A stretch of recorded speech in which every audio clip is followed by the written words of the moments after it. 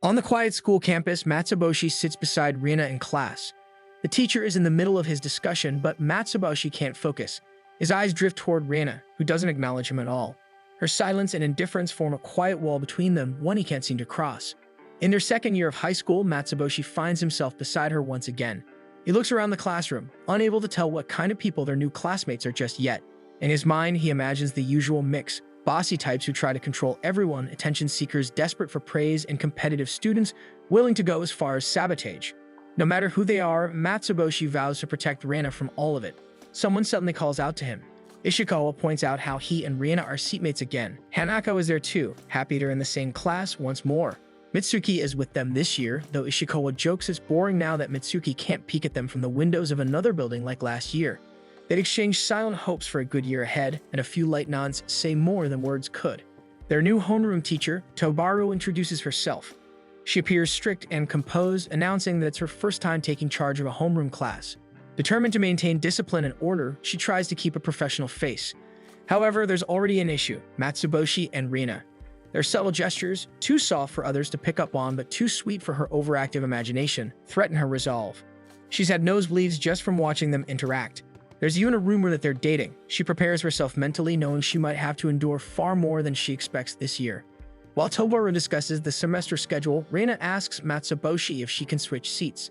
The student in front of her has a large frame, and it's hard for her to see the board. Matsuboshi, remembering what they used to do, casually lifts her up and lets her sit on his shoulders while balancing her desk on his head.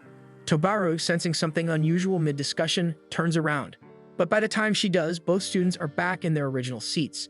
As it turns out, the student in front of Rina notices the situation and offers to switch seats, allowing her a better view of the board. After the first class, they're required to move runes for the next subject. Rina is fast asleep in her chair. Matsuboshi tries to wake her, but she doesn't budge. With time running out, he carries her on his back and walks to the next classroom. Though it surprises him that she's already this tired on the first day, it reminds him of animals in hibernation. Her slow, quiet movements and drowsiness make him imagine that maybe she's storing up energy for a season of growth. If she's entering a new phase of development, then maybe he needs to grow too. In the classroom, Rina eventually wakes. Matsuboshi wants to share his thoughts, but Rina simply thanks him for carrying her earlier. At lunchtime, the two sit together on a bench near the classroom. Tobaru and a fellow teacher walk by, taking notice. Tobaru, doing her best to act indifferent, joins her colleague and sitting across from them at a vacant spot. Rina opens her lunchbox and tells Matsuboshi she made meatballs, the kind he likes. He thinks back to her exhaustion that morning and suspects she must have stayed up preparing them. Rina expresses worry that she made too many, but Matsuboshi reassures her. He insists it's fine as she makes delicious meatballs, and he's happy to eat everything because she went through the trouble of making it for him. Tobaru watches this scene with tension rising in her chest. She tries to focus on her own lunch. When her colleague lifts her food, a crow swoops in and snatches it from her hand. They decide it's safer to eat indoors and walk away, leaving the two students alone again. Now alone, Rina begins feeding Matsuboshi the meatballs herself. One after another, she pushes them into his mouth until he's overwhelmed, struggling to chew and swallow. Still, he endures it, cheeks full. Later in the afternoon, homeroom resumes. The weather has shifted. Rina, sensitive to the cold, begins to shiver slightly in her seat. Tobaru watches from the front of the room, feeling confident for once. She's managed to get through most of the day without a nosebleed despite several close calls. But when she glances at them again, that fragile illusion shatters. Rina now sits in Matsuboshi's lap. To Tobaru, it doesn't look like a classroom anymore. It resembles a snow-covered cabin where two lovers cling to each other for warmth. She tries to stay composed to say her closing remarks for the day, but her vision darkens. Before she can properly dismiss the class, blood begins to stream from her mouth. Final groan, she collapses forward onto her desk, defeated. The next day, Matsuboshi and Rina walk to school together. Ishikawa and Hanako catch up to them as they all make their way to class. They break some news: there will be a transfer student joining them today. When Tobaru arrives in class, she welcomes the new transfer student. She has a red ribbon in her hair, and her slightly open shirt exposes a part of her belly. She greets everyone cheerfully and introduces herself as Riku. Since there is a vacant seat in front of Rina, Tobaru tells her to sit there. Her unusual look and demeanor leave everyone astonished. Students like her are rare at the school. Once seated, Riku turns around to greet Rina, who is behind her. As usual, Rina instantly leans forward, her face extremely close to Riku's. Matsuboshi watches with concern, thinking it's too much of a baptism for a transfer student. Matsuboshi assumes Rina is being too aggressive, but to his surprise, she's only introducing herself. Riku instantly adores Rina. Caught off guard by her cuteness, she embraces her tightly. Reina turns red, visibly flustered. Riku becomes so taken with her that she starts treating her like a baby, smitten by her presence. Meanwhile, Tobaru, doing her best not to pass out, watches the scene unfold. After class, the day winds down and students prepare to head home. Matsuboshi turns to Reina, but she's preoccupied with Riku, who excitedly invites her to hang out. Reina agrees, and although she wants to ask if Matsuboshi can come with them, Riku doesn't hear her. Overexcited, Riku grabs Reina's bag and drags her toward the door. His imagination runs wild, Riku challenging Reina to a power struggle and trying to assert herself in the social hierarchy. Matsuboshi panics, feeling like he must rescue her, and rushes after them. In reality, Reina and Riku are just in a cafe, sipping drinks and having fun. Matsuboshi trails behind them and spots them through the window. Riku is busy taking photos of their drinks while Reina stays motionless. From outside, Matsuboshi watches the peaceful scene. But in his mind, he's convinced something tense is happening. Even though Reina and Riku are just enjoying their time together, Matsuboshi imagines the standoff like something out of a Western film, with both silently fighting for their place. Suddenly, Riku wants to go somewhere else. This makes Matsuboshi panic even more. The fact that she wants to leave with Reina makes him think that she might bring her to a place where fellow punks are waiting, picturing Reina being beaten up. In reality, though, they are simply going to a nearby photo booth to take cute pictures together. Before she can say anything, Riku glances outside and mentions how it's getting late. They decide to head home. Riku leaves first. When she's out of sight, Matsuboshi approaches Reina and asks if everything's okay. Reina says she is, but her face shows some hesitation. What scares her is the thought of her friendship with Riku ending up like the one she lost back in elementary school. He assures her that it's not going to be like that again. That night in her room, Riku rolls over her bed, scolding herself for acting too cheerful earlier. It almost felt weird. But the truth is, all she ever wanted was to be friends with Reina again. She opens an old yearbook from elementary school and flips to a class photo. There captured in the frame are both her and Reina. She had known Reina all along. The next morning in class, Reina greets Riku, and Riku smiles, thanking her for the previous day. Despite the brief exchange, Reina spaces out a lot during the day. Her thoughts return to her elementary school friend, the one she got close to too quickly and eventually lost. She starts worrying that the same thing is happening again. Riku doesn't seem as lively as she was before, and the contrast is hard to ignore. Matsuboshi notices her uneasiness and quietly figures out the reason. He comforts her, saying he does not mind Reina being too close and personal with him at all. Sometimes people just have the wrong idea, so it's better to talk to her. At the end of the day, as Riku prepares to leave, Reina grabs her hand and pulls her aside. She tells Riku that since Riku took her out yesterday, today it's her turn to lead. Riku is surprised but pleased by the idea, though she tries to keep her cool. They spend the rest of the afternoon together, going to places Reina picks.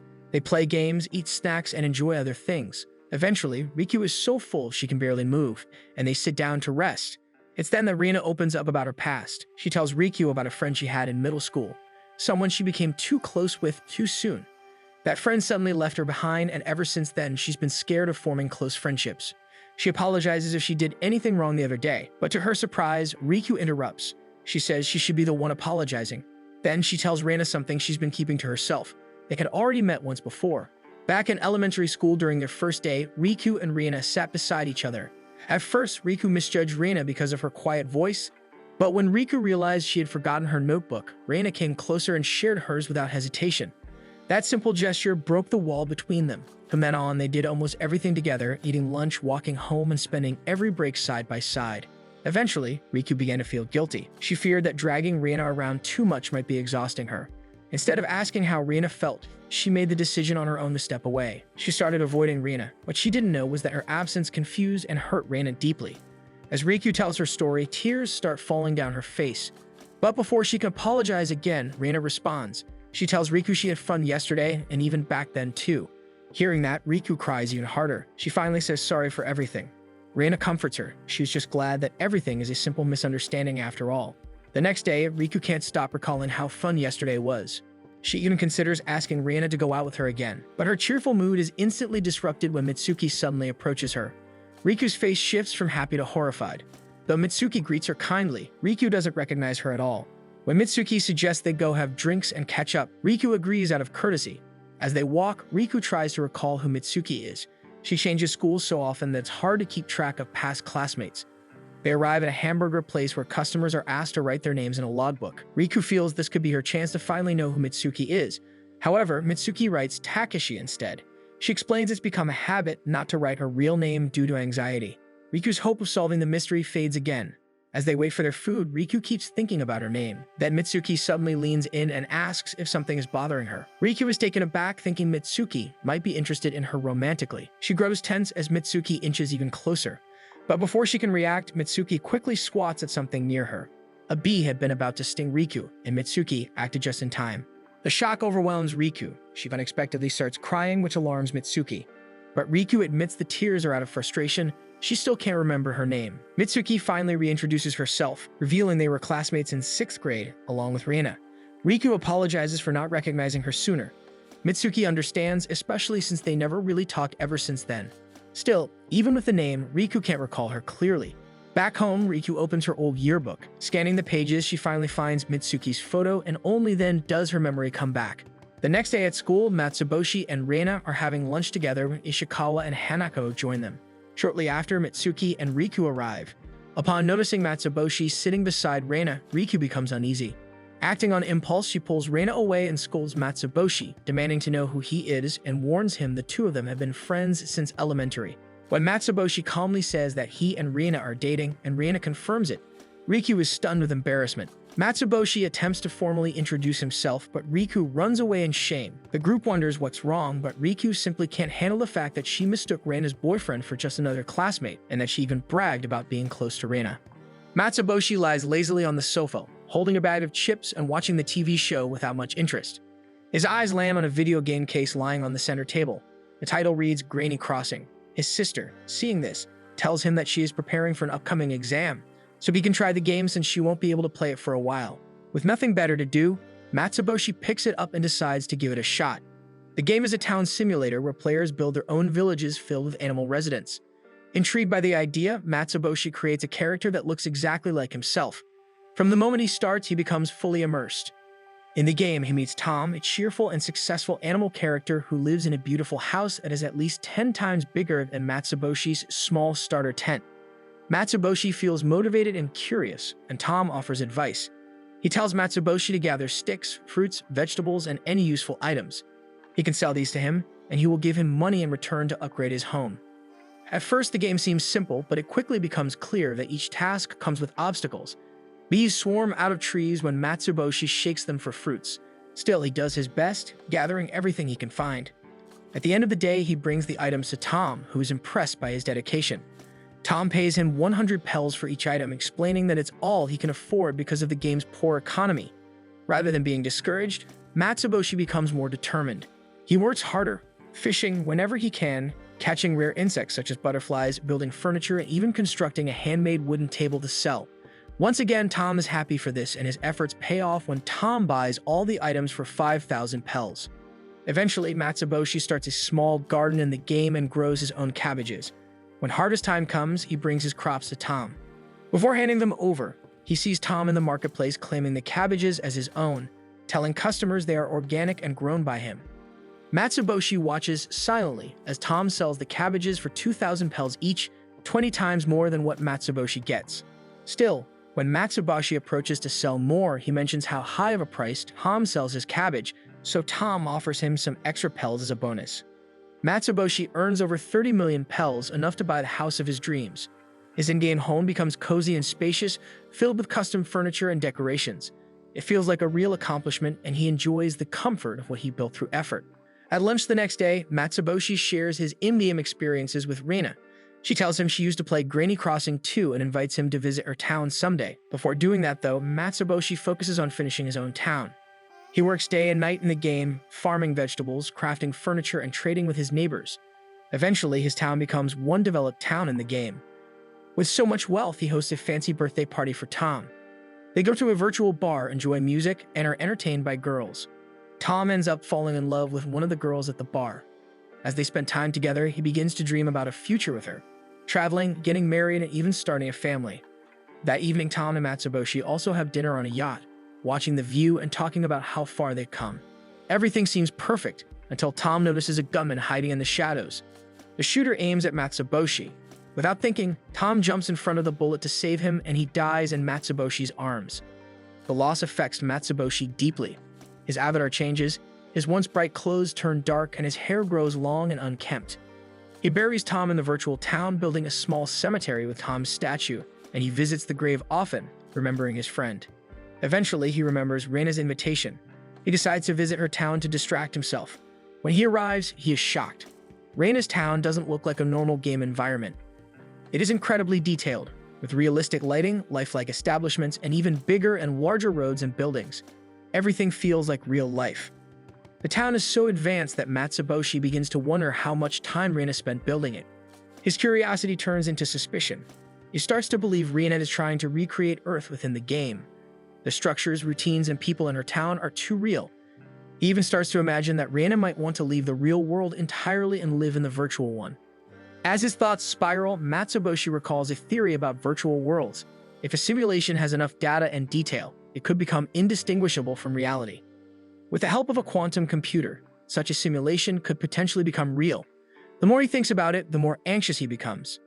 He thinks about how virtual reality and actual reality can clash and switch places. Faced with this possibility, Matsuboshi makes a decision. You must pull Reina away from the game before the line between their world and the simulation disappears forever. Matsuboshi arrives at school the next day and is immediately concerned when he sees Reina's seat empty. His imagination starts running wild. He wonders if Reina has fully uploaded herself into the virtual world. In his head, he prepares to accept the possibility that she no longer exists in reality. As his thoughts spiral, he strikes a strange, dramatic pose, silently declaring that he will soon follow her into the game. At that exact moment, the classroom door opens. Reina walks in and catches Matsuboshi mid-pose. He immediately tells her how amazing her town is in the game. Reina explains that she shares the game file with her brother Ren, who is really into it. That's why the town looks so developed.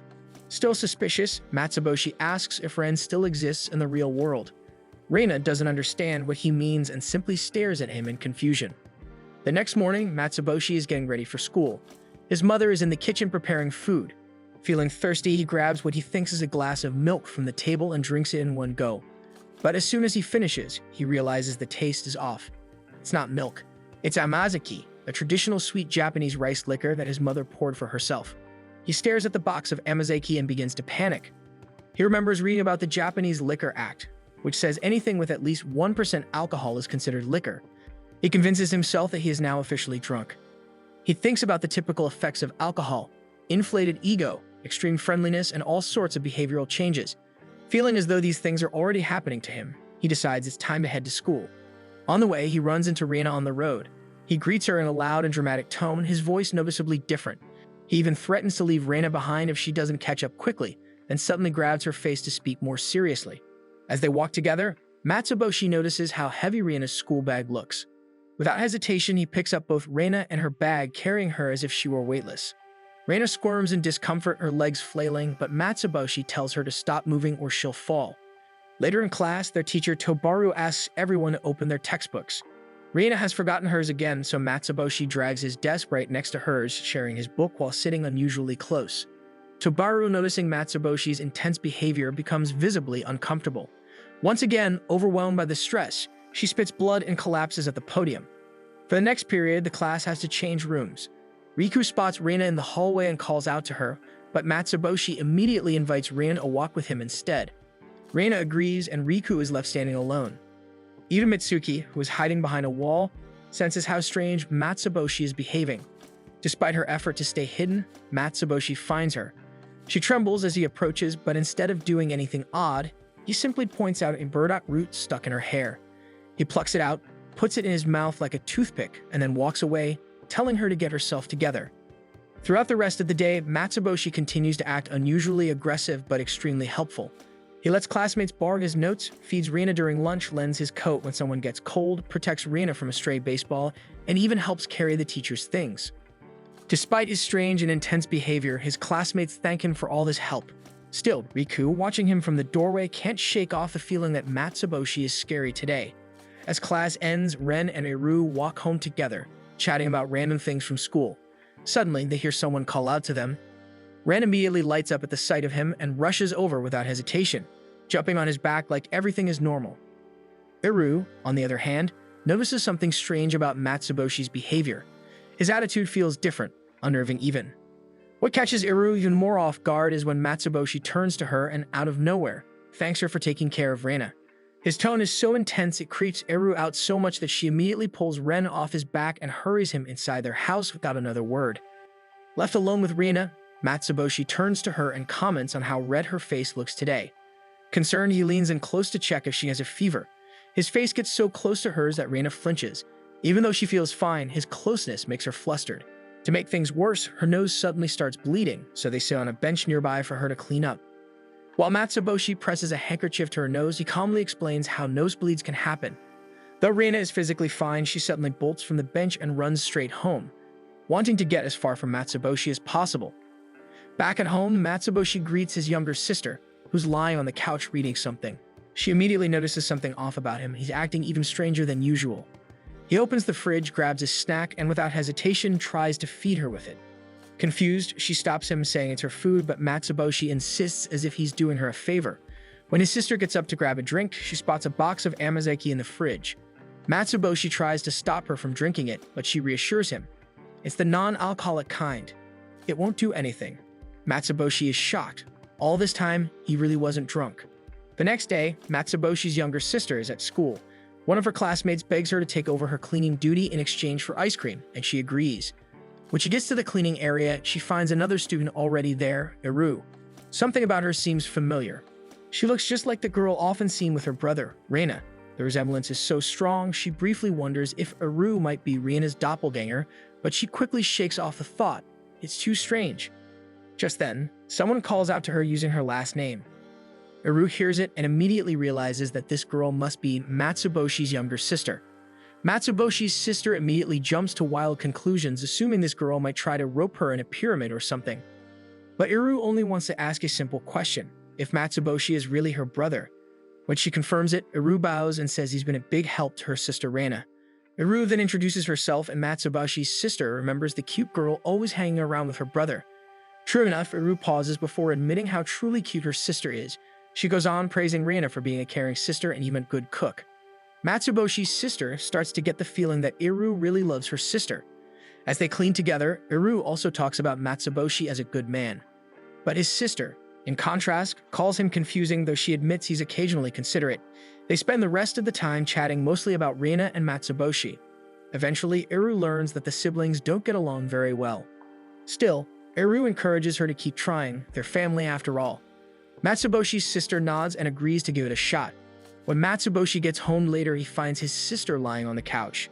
She greets him and asks about Reina.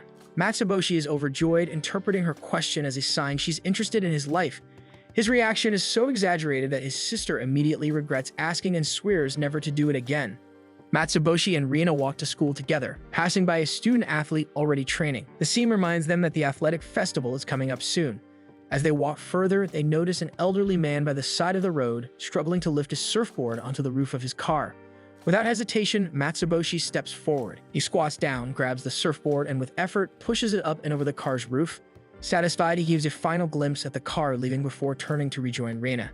As they resume their walk, Reina spots something odd. There's a tear in the back of Matsuboshi's pants. His undergarments, brightly printed with a kitten pattern, peek out. She's too shocked to say anything. The tear is obvious, but pointing it out would embarrass him. Then, as two girls walk past them, she acts quickly and closes the space between them, positioning herself directly behind Matsuboshi. Matsuboshi notices her closeness and misreads it entirely.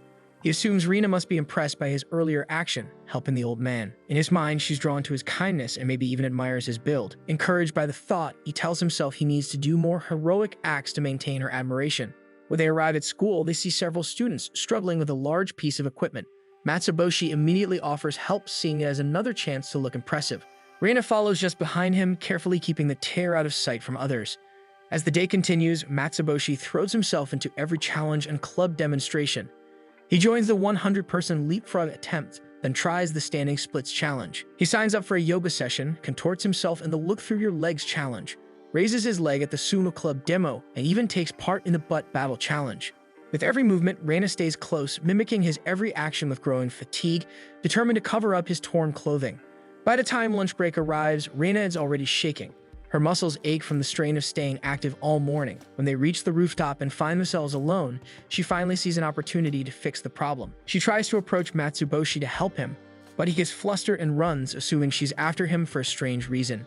To him, it seems like she's trying to grab him, maybe even spank him, and he panics. Reina doesn't stop. She chases him across the rooftop until she finally catches up.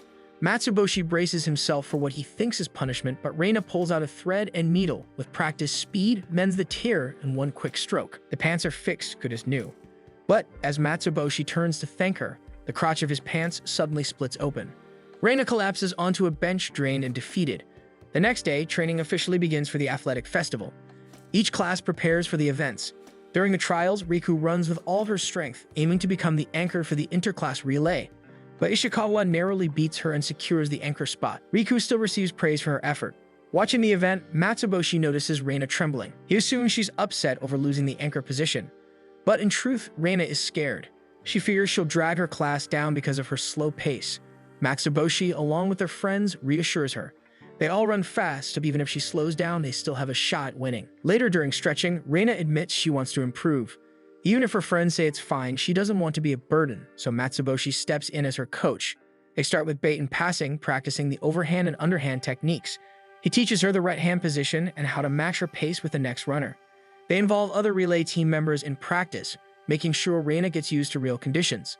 Next, they focus on her running form. Being small, Reina takes short strides. Matsuboshi helps correct her posture, back straight, arms at 90 degrees, and feet moving with toes lifted to keep momentum. For the next few days, they train from early morning until sunset. Reina's lap times improve steadily. Eventually, her progress makes her satisfied. One afternoon, she walks up to Matsuboshi and hugs him tightly. The hug is so firm that he struggles to breathe. Reina's joy is clear. She's having fun running for the first time, all because of Matsuboshi. However, their moment is interrupted when a classmate runs over with urgent news. Ishikawa has been hospitalized due to an injury during club activities. His leg is bandaged, and although the injury isn't serious, the doctor advises a week of rest. The festival is within that week, which means Ishikawa can't participate. The team meets to talk. Losing their anchor is a big setback. Reina, still unsure of herself, volunteers to give up her spot for someone faster. She believes she's the weakest link and wants the team to have the best chance at winning. But Matsuboshi refuses to let her step down. He reminds her that even if they lose, no one will blame her. Then the rest of their classmates appear and tell her the same thing. They all stand behind her, saying they're in it together. Reina tears up upon hearing this, the pressure lifting. Still, there's one last issue. Someone needs to fill the anchor position, so Ishikawa himself asks Matsuboshi to take the responsibility. The day of the athletic festival arrives, and students gather on the field, lined up for their events. Reina and Matsuboshi participate in each of their matches, spending the day moving between competitions and cheering for classmates. During the lunch break, they sit side by side on the field, feeding each other bites of their packed meals. Their classmates glance over, amused and charmed by the sight. As the afternoon rolls in, the interclass relay approaches. The tension builds as each class prepares. The sound of the starting gun echoes through the air, signifying the start of the race, and the first runners sprint forward. Reina and her friends sit by the sidelines, cheering while Ishikawa watches nearby. Seeing the race, you can't help but think back to the conversation they had at the hospital days before. Matsuboshi had taken over the anchor role. Because of the changes made, they need to rearrange the order of the runners to create a more strategic plan, and thinking back to how Reina struggles to keep up with the team, Matsuboshi proposes a plan. Back in the race, Riku receives the baton and charges forward. She overtakes 3 students in a row, pushing her class into 3rd place. She nears the runner in 2nd place but has no time to overtake before reaching the next runner, which is Reina. Reina grabs the baton in an underhand pass, smooth and clean as practice. Observers notice the consistency in their baton exchanges. It's clear they've trained together. Reina pushes herself forward, breathing heavily and legs moving with effort. She remembers her training, Matsuboshi's advice, the countless laps they've done together. Her form stays steady, and though she doesn't overtake anyone, she also doesn't lose ground. When she reaches the next runner and passes the baton, she slows down and slumps her head against Matsuboshi's shoulder. She's exhausted but satisfied. The next runners take off, and Mitsuki sprints with fierce determination, slowly closing the gap between her and the second runner. With her final push, she passes them, bringing their class to 2nd place, while the leading class remains far ahead as their anchor is known to be fast, almost unbeatable. Now comes the final handoff. Matsuboshi grabs the baton. He's in 2nd place, and the gap between them is wide. He takes a deep breath and runs. As he fixes his eyes on the anchor ahead, every muscle in his body moves with intent. He remembers everyone who supported him, his friends, Ishikawa, and most of all, Reina. With every stride, he gains distance. The finish line is close, but so is his opponent. For a moment, it seems like he might not make it, but in one final surge of energy, Matsuboshi leans forward, crossing the line just before the other anchor. The crowd falls silent, stunned, then cheers erupt. Reina runs up first, wrapping her arms around him, followed by their classmates who gather in celebration. Their class advisor, Thobaru, sits on one side as she is handed the championship token. She hesitates to approach. The memory of strange encounters involving Reina and Matsuboshi makes her cautious, but her colleague drags her toward the group, leaving her no time to retreat. As expected, she arrives just in time to see Matsuboshi and Reina hugging each other tightly in the middle of the crowd. A nosebleed follows immediately, and she faints on the spot. As the crowd disperses, Ishikawa stands by himself at the edge of the field. Mitsuki walks over and talks to him. He smiles slightly, praising Matsuboshi's win, though his voice carries a tone of regret. He admits feeling frustrated, injured when it mattered most, and left watching from the sidelines. He had trained harder than anyone, even continuing after hours, hoping to make a difference. To him, it feels like all of that effort led to nothing. Mitsuki quietly listens, then reminds him of how much his presence meant to everyone. She tells him how determined he looked, how inspiring it was to see him push himself. Ishikawa doesn't respond right away, but her words soften his expression, so he tells her he appreciates it. While the class celebrates their hard-earned victory, Riku stands off to the side, not quite part of the moment. She still doesn't feel like she belongs. Despite everything she's done, the distance between her and the rest of the class remains. When she hears Ishikawa has been hospitalized, she wanted to visit him. But the thought of showing up uninvited, while classmates whispering, wondering why she's there, freezes her in place. She tells herself it's better not to go. Now that decision weighs on her. She wonders again if she'll ever fit in, if she will even find her place in class. But she forces the thoughts away and steels herself, determined to try again. Then a voice calls out behind her. She turns and sees Ishikawa. He talks to her about the race earlier, but when she recognizes who he is, she freezes in place. The idea that he might call her out for not visiting him sends her thoughts spinning. She imagines others mocking her, whispering behind her back. Tears spill before she can stop them, and she instantly apologizes for not being able to visit him in the hospital. But Ishikawa simply smiles, says nothing about the hospital, and instead points back to the race. He brings up her performance, how she passed 3 runners. Somehow, his words lift the weight from her shoulders. Days pass by, and soon enough the last stretch of their school break arrives.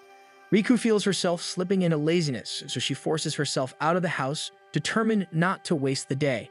She walks through the city when she spots someone who looks familiar. She rushes forward thinking it's Reina, but up close the person does not recognize her at all. Only then does she realize she got the wrong person. Before the awkwardness can settle, Ren recognizes her. He introduces himself, explaining that he's Reina's younger brother. Riku relaxes and they sit together on a nearby bench, sharing a fish-shaped pastry. The conversation flows easily, surprisingly natural for 2 strangers. Ren seems happy to have met her, and Riku finds herself smiling too. In her mind, getting close to Reina's brother is a way of securing their friendship. Wanting to know him better, she asks if there's anything troubling him. She expects nothing serious, he's just a grade schooler.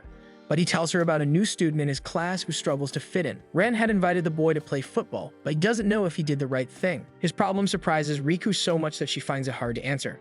Riku admits she doesn't have real friends either. She mentions her fear of messing things up, of saying or doing the wrong thing.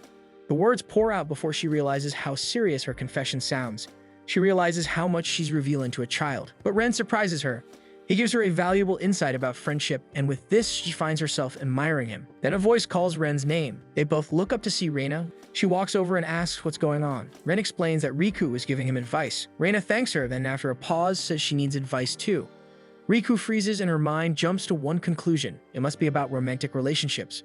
She panics. She's never been in a relationship her whole life, so the thought of offering advice on something she knows nothing about terrifies her. Reina starts to speak again. Although she is talking about her hair, Riku is too preoccupied by her thoughts that she instantly bolts out without letting Reina finish her sentence. Reina and Ren are both confused by her strange actions, but despite that, Ren still hugs Reina and tells her how happy he is to have met Riku. On the morning of their class, Riku sits quietly in her seat when Reina and Hanako approach her. Reina notices the loose socks Riku is wearing and compliments her look, admitting that she's always wanted to try out Yao fashion. Smiling, Riku reaches into her backpack and pulls out a spare pair for Reina to try on. Reina slips them on, and her new look immediately draws attention. Classmates praise her for being adorable. Even Mitsuki notices and offers to style her hair to better match the aesthetic. When Matsuboshi walks into class, he stops in his tracks upon seeing Reina in a full gal look, quite different from her usual modest appearance. His mind begins to spiral as he tries to come up with a logical reason behind her sudden transformation. After some internal digging, he lands on the idea that Reina is embracing change for her self-growth. Convinced that this is her way of exploring a new side of herself, Matsuboshi decides he must be supportive. In his head, he vows to encourage her as part of her journey. During class, Matsuboshi realizes he forgot his printout for the lesson. Reina notices and offers hers so he can follow along. As he responds, his words come out in an exaggeratedly cheerful gal tone. Immediately, he freezes. A sudden panic overtakes him. He begins to believe that Riena's gal energy is overwhelming his own, slowly replacing his identity. To regain composure, he rushes out of the classroom and heads straight to the restroom to wash his face in hopes of returning to normal. When he comes back, the situation worsens. Not only has his speech fully morphed into gal style, but he now wears gal fashion. When Rina mentions she feels tired, he instinctively hands her a jar of vitamin B1, acting entirely within character as a gal. Meanwhile, Tubaru approaches the classroom with cautious optimism. She reminds herself that frequent exposure to Reina and Matsuboshi's closeness has helped her develop a level of emotional resilience. However, the moment she opens the door, her composure collapses. Matsuboshi, fully immersed in gal fashion and mannerisms, now matches Reina's style perfectly. The shock overwhelms Tubaru. She can feel the rising level of tension, and then a sudden nosebleed leaves her with no choice. She turns on her heel and flees, leaving the class unsupervised while screaming that they should study on their own in the meantime. After class ends, Matsuboshi comes up with an idea to invite Reina to town for a fun day together. They spend the afternoon doing a variety of activities, helping children organize a donation drive, picking up trash around the area, and later studying side by side at the library. The next morning, both walk to school separately but meet along the way. Reina, now back to her modest and usual style, walks beside Matsuboshi, who still sports his full gal outfit. Matsuboshi is taken aback by the change, but Reina casually explains that the gal style was just for one day, a playful makeover from her friends. Realizing the shift, Matsuboshi decides there's no need to continue the act. With a quick change, he's back in his original appearance, relieved to return to his own rhythm. That afternoon after class, Reina tells Matsuboshi she wants to go to the arcade, and he agrees without question. Since she rarely invites him anywhere, he quietly wonders why she's so eager this time. Once there, Reina heads straight to a game called Primitive Planet, a dress-up and character-building game targeted mostly at young girls. Though its popularity has waned due to newer mobile games and trending anime series, it still holds a dedicated fan base, and Reina is clearly one of them. While she plays, Matsuboshi waits patiently at the back. After finishing her turn, she turns to Matsuboshi, apologizing for how long it took her. With this, Reina also encourages Matsuboshi to try it too, handing him a small collection of character cards she earned. At first, he hesitates, unsure of what to do with them. But with Reina nudging him persistently and watching with anticipation, he eventually gives in and steps up to the game. Matsuboshi gives the game a try, unfamiliar but curious. He starts by creating a character and models it after himself, short black hair, plain features, and names it Rai. Using the outfit card Reina gave him, he dresses Rai in an adorable ensemble that surprises even him with how cute it looks. As the game transitions to a rhythm segment, Rai begins dancing on screen upbeat music, prompting both Matsuboshi and Reina to watch with amusement and focus. By the end of the round, they rack up 1,500 points. A new card drops from the machine, Matsuboshi's very first prize, an outfit he can use for Rai. With that small win, he finds himself unexpectedly drawn in by the game's charm. As they wrap up, Futaba appears nearby. Reina casually brings up the game, but Futaba brushes it off, acting uninterested. However, when some friends spot Reina and Matsuboshi playing and decide to try it themselves, admiration begins to swirl around Reina. Jealous of the attention Reina receives and curious to spike herself, Futaba lingers. The growing interest from others nudges her pride, and slowly she starts considering giving the game a shot too. Later that night, Matsuboshi sits alone in his dimly lit room, hunched over at his desk. He seems to be busy with something, scribbling and writing with focus. The next day, they return to the arcade, eager to play the game again. This time, Matsuboshi comes fully prepared, carrying a notebook packed with carefully planned outfits for Rai. He selects each piece with precision, and as Ri appears on screen dressed according to his designs, Matsuboshi beams with pride. His vision is becoming reality. He's been studying the game relentlessly, poring over the game's magazines, watching related series, and even streaming live shows just to improve his game performance. He becomes so drawn to the game that even his funds start running low because of it.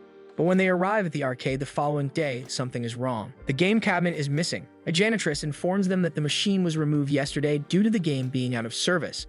Matsuboshi freezes, his face drained of color. The game, which had become a daily joy and escape, is gone. The sudden loss hits him hard. His connection to Rai, the character he had nurtured and styled with such care, is abruptly severed. He stands silently in front of the empty space, processing the reality that he may never see her again. The next day, Matsuboshi looks unusually down in class, his energy nowhere to be found. Seeing this, Reina invites him to the arcade again. At first, Matsuboshi refuses, afraid that going back would only make him feel worse. But Reina insists and eventually drags him along to the arcade. When they arrive, they find a brand new machine installed, Pregachi, the updated version of Primitive Planet. While the game sparks some curiosity in Matsuboshi, he holds himself back, afraid that getting attached again will only leave him heartbroken. In the following days, Matsuboshi finds himself thinking about Rai more often. Her image stays in his mind and it begins to weigh heavily on him. Reina, perceptive as ever, notices the shift in his mood and asks if he's alright as they walk home together. Seeing her concern, Matsuboshi decides it's time to move forward. Above all, he does not want Reina to worry about him. So he decides to give Pregachi a try so he can finally recover from the pain that Preekla left. They head straight to the arcade and begin playing Pregachi. Matsuboshi creates a new character who closely resembles Rai and he names it Ito. As the game loads, he immediately notices the improved graphics and smoother animation, making the experience feel more immersive and enjoyable than before. Just like before, Reina hands him a card she picked out and Matsuboshi uses it to dress Ito in his stylish outfit. Together, they play the game with great dedication like before. Soon, a group of kids gathers around Reina, eagerly trading outfit cards, and Matsuboshi realizes how beloved the game truly is. While he enjoys Pregachi, he knows he'll never forget Rai. Still, just like before, he becomes quickly attached. He installs the mobile app version, begins watching the anime series, buys character figures, and collects every magazine issue related to the game. Together, he and Reina religiously devote their time and energy to the world of Pregachi. They seem to enjoy Pregachi more than Preepla. But when they return to the arcade for another game day, they are stunned to find Preepla back in service. Matsuboshi freezes as memories of Rai come flooding back. Just as he reaches to play, he imagines Ito tugging at his arm, urging him not to look back, while Rai pulls his other hand, silently pleading for him to stay. Torn between the two, Matsuboshi trembles in distress, unable to choose. In the end, he decides that he will not let go of any of them. However, his wallet tells him otherwise. It has no coins left at all. Left with no choice, Matsuboshi says goodbye to both Rai and Ito, walking home in silence, tears falling as the weight of farewell sinks in. The next day, Matsuboshi notices how Reina is absorbed in her notes even during break time. Curiously, he looks over her shoulder and sees that she's writing song lyrics, which makes him wonder if Reina wants to be an idol. His mind quickly drifts to thoughts of Rai and Ito, and for a moment, he considers supporting Reina's dreams. But then he recalls how his tendency to get ahead of himself often leads to misunderstandings. So this time, he decides to stay calm and not jump to conclusions. As time passes, Reina's interests shift again, and he sees her sewing clothes. Matsuboshi's mind races. Maybe she's making her own idol costume, as newbies often do. He fights the urge to assume anything too quickly, reminding himself to observe before making any rash judgments. Although his classmates mention a music assignment, Matsuboshi still fixates on Reina playing the flute. He convinces himself she's aiming to become a singer-songwriter, writing her own lyrics and composing with instruments. The real issue is that Matsuboshi sees idols in everything, and every little detail about Reina seems to fuel that idea. During lunch, he struggles to keep his thoughts to himself, resisting the urge to talk about his idol theory. But even as he eats, his mind drifts to the thought of Reina being a famous idol in the future. No matter how hard he tries, he can't stop imagining her future fame. In the following days, Matsuboshi continues to observe Reina's actions, and everything still seems to point toward his idol theory. One afternoon, while walking down a road lined with food stalls, he notices a small festival happening at the local shopping arcade. A trio of young female idols performs on a makeshift stage, their voices echoing through the street as the crowd claps enthusiastically. Curious, Matsuboshi watches until he suddenly realizes one of the performers is his sister. Backstage, the three girls chat about their performance when Matsuboshi approaches. His sister is visibly embarrassed to be caught, but he doesn't make a big deal of it. As it turns out, she had been invited by her friends to perform for the local neighborhood association. Just as Matsuboshi is about to lead the festival, Reina appears behind him, dressed in a striking idol outfit that matches Iru and Ren. His theory turns out to be true. Reina was preparing to be an idol. She was the one who wrote their songs and even designed their costumes, confirming that Matsuboshi had been right all along. Reina tries to explain that it was all Ren's idea, but Matsuboshi can see she's just shy about showing this side of herself. He gently reassures her, acknowledging how much confidence she's gained. They exchange a quiet fist bump as Matsuboshi wishes her good luck before she heads off for her performance. As Reina and her group run toward the stage, Matsuboshi quietly tells himself that maybe he should start having more confidence in his intuition. The music begins and the performance takes off, each move synchronized, each step delivered with practiced grace. Their choreography flows naturally, showing just how much effort they've poured into mastering every beat. With infectious energy and charm, the group ends their routine with a perfectly timed, adorable pose. The next day, the two of them are heading to school again. Matsuboshi sees Reina walking ahead, so he catches up to her. When she turns to face him, her face is covered by a mask. Matsuboshi instantly assumes Reina must have become an idol sensation because of their performance and is now hiding herself from the eyes of the public. His imagination takes over again. He envisions Reina having millions of fans worldwide, trending on social media and appearing in tabloids. He walks beside her, believing she is now out of his league. However, the truth is simpler. Reina wears the mask because her throat hurts from all the singing, but she remarks she will never sing again. In class, Ishikawa proposes a fun activity for his friends, going to the beach during summer vacation. Coincidentally, Matsuboshi has been thinking about the same thing. However, Reina doesn't seem thrilled by the idea, as she starts to shake and tremble just from hearing about it. Despite her unease, she agrees to go. The group begins chatting about their beach plans, imagining barbecues by the shore and enjoying the summer sun. Riku overhears the conversation but pretends not to care. Still, when Ishikawa personally calls and invites her to join, her attitude shifts completely. She lights up with excitement and quickly agrees to go with them. Matsuboshi wonders which beach they will go to, and Ishikawa comes prepared with a flyer for a new beach destination offering promos to help cut down on costs. The island is accessible only by boat, so they will travel there during the day and return on the last boat in the evening. While everyone listens to the details, Riku doesn't seem to care about the specifics. Her eyes well up with tears from the overwhelming joy of being included. But that's not all. The island also features a power spot known for its breathtaking view of the sun rising and setting over the sea. According to local lore, couples who witness the sun touch the horizon together will stay together forever. Reina, who had seemed hesitant at first, suddenly shows signs of excitement. Her friends notice the change in her expression. Matsuboshi, watching her closely, thinks she must be really looking forward to this trip. His imagination starts to drift again. In his mind, Reina becomes the reincarnation of Robinson Crusoe, an island dweller navigating survival with calm determination. He pictures her surviving the wilds with limited resources. Matsuboshi instantly buys the idea and says he needs to purchase a swimsuit for the outing. With that, the group comes to a realization. None of them have decent swimsuits, so they decide to go shopping together at a nearby shopping center. At the store, Hanako excitedly picks out a swimsuit she thinks would suit Reina and hands it to her. Reina hesitates, staring at it uncertainly. She's never worn a swimsuit before. Hanako notices her unease but gently assures her that it's fine, reminding her that it's just for one day. So Reina agrees to try it on. Meanwhile, Riku and Mitsuki exchange swimsuit suggestions, each trying to find the perfect one for the other. As they shop, Riku expresses her gratitude. She's always dreamed of doing things like this and feels happy to be included in their plans. Eventually, Riku and Mitsuki try on the swimsuits they picked for each other. Hanako, watching nearby, stands in awe, impressed by how well the outfits suit them. Not long after, Reina steps out of the dressing room in the swimsuit Hanako suggested, looking unexpectedly adorable. Hanako lights up, quickly pulling out her phone to take a photo of her. Reina confidently poses, but when Hanako mentions possibly sending the photo to Matsuboshi, Reina's cheerful expression vanishes in a flash. While the girls enjoy a fun day shopping, Ishikawa and Matsuboshi sit in a cafe, scrolling through their phones. With limited options for guys, they resort to online shopping. Matsuboshi shows Ishikawa a full-body diving wetsuit he's considering, and Ishikawa bursts into laughter at the sight of it. Suddenly, Matsuboshi gets a message from Hanako saying she's sending a photo of Reina in a swimsuit. Curious, he looks over, but the photo turns out to be just a close-up of Reina's face. As it turns out, when Reina heard Hanako's plan to send her photo to Matsuboshi, she got embarrassed and refused to take a proper picture. All the photos Hanako managed to send are either too close or too far to see clearly.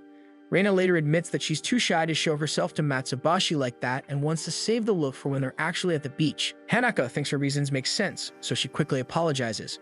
Though Reina appreciates Hanako's help, she can't shake off her fear of change, afraid that becoming someone different might also change how Matsuboshi sees her. Hanako, with a calm smile, tells her that change isn't something to be afraid of. After all, she and Matsuboshi have already changed in many ways since they met, and those changes are what brought them closer. As Hanako says this, Riku and Mitsuki, who have been listening nearby, jump in. They tease Hanako, using her own advice against her. Maybe she, too, could embrace a little change. The day of their outing arrives, and the friends ride the boat toward the island. As it approaches the isolated land in the middle of the blue seas, they watch with growing excitement, anticipating the memories they'll create together. Meanwhile, at home, Ren wonders why Reina isn't around. Erov, sitting nearby, casually tells him that she went out with Matsuboshi. Ren's smile fades. He wishes he had gone too. Era notices and gently comforts him, saying they went with their classmates. To cheer him up, she decides to play with him instead. Era displays a composed demeanor, but beneath the surface, her mind spins with restless thoughts. She starts to strategize. If anything goes wrong, she'll ride a helicopter to retrieve Reina, or better yet, a charter boat. She even considers checking the island's layout and safety details, just in case. But her spiraling thoughts are interrupted when Ren calls out, asking her to watch a movie. They sit together and play the film, but it turns out to be strange, about a cult or ancient tribe that captures a woman and forces her into marriage, crowning her as their queen. As the scenes unfold, Eru's thoughts spiral once again. She pictures Rina in a similar situation, wrapped in ceremonial robes, trapped, held against her will like in ancient times. The idea unsettles her deeply. On the contrary, Rina is actually having fun. At the beach, the group enjoys the sunny day. The girls are in swimsuits, Matsuboshi wears a single undergarment, and Ishikawa is in a shirt and shorts. As the girls approach, Matsuboshi can't help but stare in awe. Rina stands there in her swimsuit, a flower tucked into her bunned hair. Though Reina thinks she looks weird, Matsuboshi doesn't think so at all. To him, she looks cute, really cute. Reina blushes at his gaze and their friends immediately notice, teasing Matsuboshi as he tries to brush it off. Hanako in her bright swimsuit also catches Ishikawa's attention and he compliments her look. Since they need to catch the last boat that day, they decide to make the most of their time and have fun. They go swimming, play volleyball, have races, and enjoy various games. Hanako builds a sandcastle, but when she turns to Reina, she's shocked to see an enormous structure, big enough to fit Matsuboshi inside. They grill barbecue like they planned, but the meat is tough and unappetizing, clearly the result of a cheap cut. While looking out at the ocean, Riku reflects on everything that's happening. She's on a beach, eating barbecue with a co-ed group. She can't help but admit to herself that she's having fun. That afternoon, the sky turned cloudy, hiding the sunset they had all been looking forward to. Reina, especially, feels disheartened, but Matsuboshi steps forward and reminds everyone that what truly matters is the fun they had throughout the day. The group nods in agreement, their spirits lifting a little. Suddenly, Ishikawa's phone buzzes with an alarm. It's time for their boat ride home.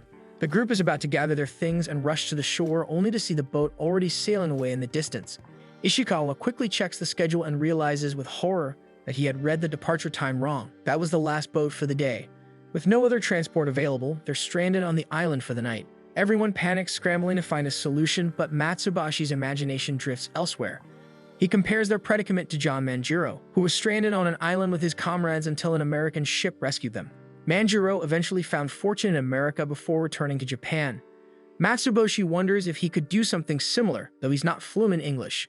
His daydream is cut short when Ishikawa speaks up, revealing they can stay overnight at the island's lodging. Matsuboshi is taken aback, surprised to learn there are people living there. Behind the beach, a different view emerges. Establishments, paved roads, and even cars. Contrary to what they imagined, the island is actually quite developed. So they decide to go there, dropping by a convenience store first before checking in. While the others go inside the convenience store to buy necessities, Matsuboshi and Reina are left outside to wait. She takes the opportunity to text her siblings, and Ero receives Reina's message, informing her she will not be able to go home for the night. Reina even attaches a photo to the message, showing how developed the island is, so there's basically nothing to worry about. In the lodging, Ishikawa feels bad about mistaking their schedule, which caused them to stay for the night. Still, it becomes a memorable experience since they found a place to stay at an affordable price. However, when they take a look at the room, they discover a small issue. There's only one bed, meaning they have to share it with each other. Meanwhile, Riku calls her parents to inform them she can't make it home for the night. Her parents are mad, so she keeps apologizing over the phone until Mitsuki approaches her, prompting her to end the call. Mitsuki expresses concern about Riku suddenly spending the night, but Riku assures her it's fine. Deep inside, it's something Riku has always dreamed of. What catches her attention most is that Mitsuki calls her by her first name for the first time, making her tear up in joy. Later, Mitsuki invites Riku to take a bath with them. They share the bathtub, submerging their bodies in the warm, relaxing water as they talk about the day. Despite the unexpected turn of events and getting scolded, Riku admits she is still having fun. Reina also joins them, reminded of what Matsuboshi told her earlier when he saw her in a swimsuit, causing her to blush and hide her face beneath the water. She turns to Hanako and thanks her for pushing her to do things she's afraid of. Hanako also recalls Ishikawa's compliment earlier. Unlike Matsuboshi's flustered reaction to Reina, Ishikawa simply told her she looked cute, just like always. It makes her feel like nothing's changed. Though his words are kind, they feel routine, as if she's still the same girl she's always been in his eyes. Meanwhile, back home, Eru and Ren are also sharing a bath.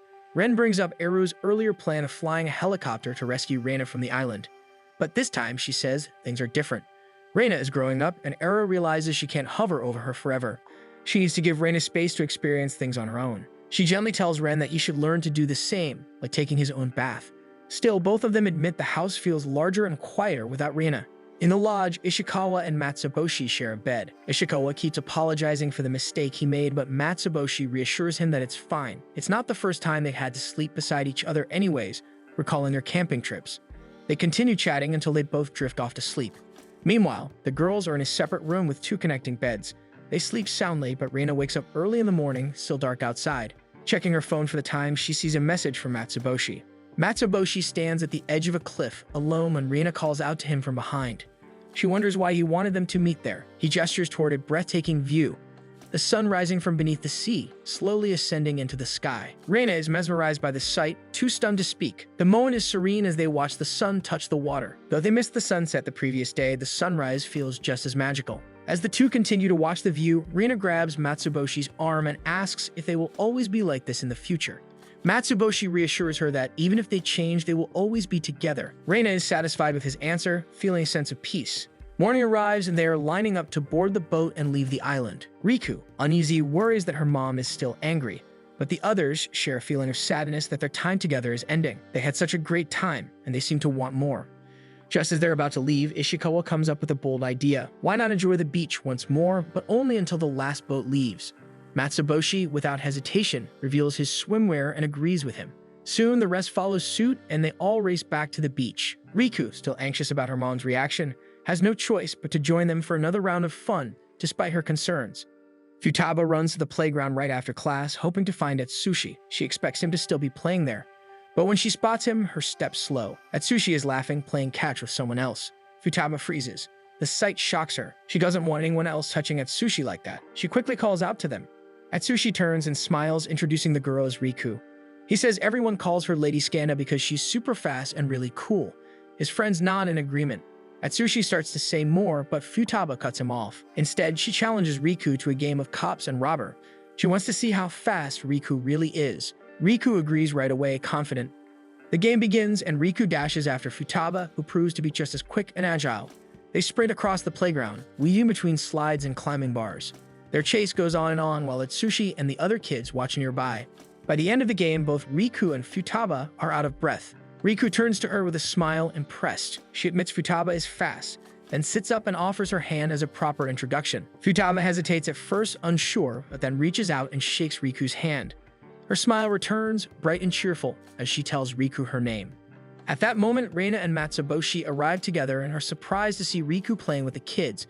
The children rush over to them, excitedly asking Reina to join the game. Reina agrees, letting herself be pulled into the fun. Reina also insists Riku should play too. Riku nods, pleased by the invitation, and joins the group once more. Together, they all begin another round of cops and robbers across the playground.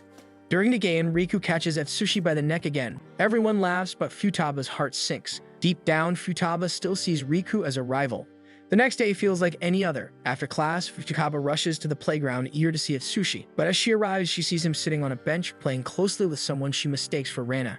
Her heart sinks. She thinks Reina is trying to charm Atsushi again. Fuming, Futaba stomps her way toward them, ready to speak up. But when she gets closer, she realizes it isn't Reina at all. It's someone else. Ren smiles warmly and tells her he's glad they're friends with his sister. That's when Futaba learns the truth. Reina is Ren's sister. Atsushi laughs and explains that they call Ren Secret King Aha, while Reina is King Aha. Ren is like a different side of her. He's also really good at card games and often helps the kids with them, making him just as fun to have around.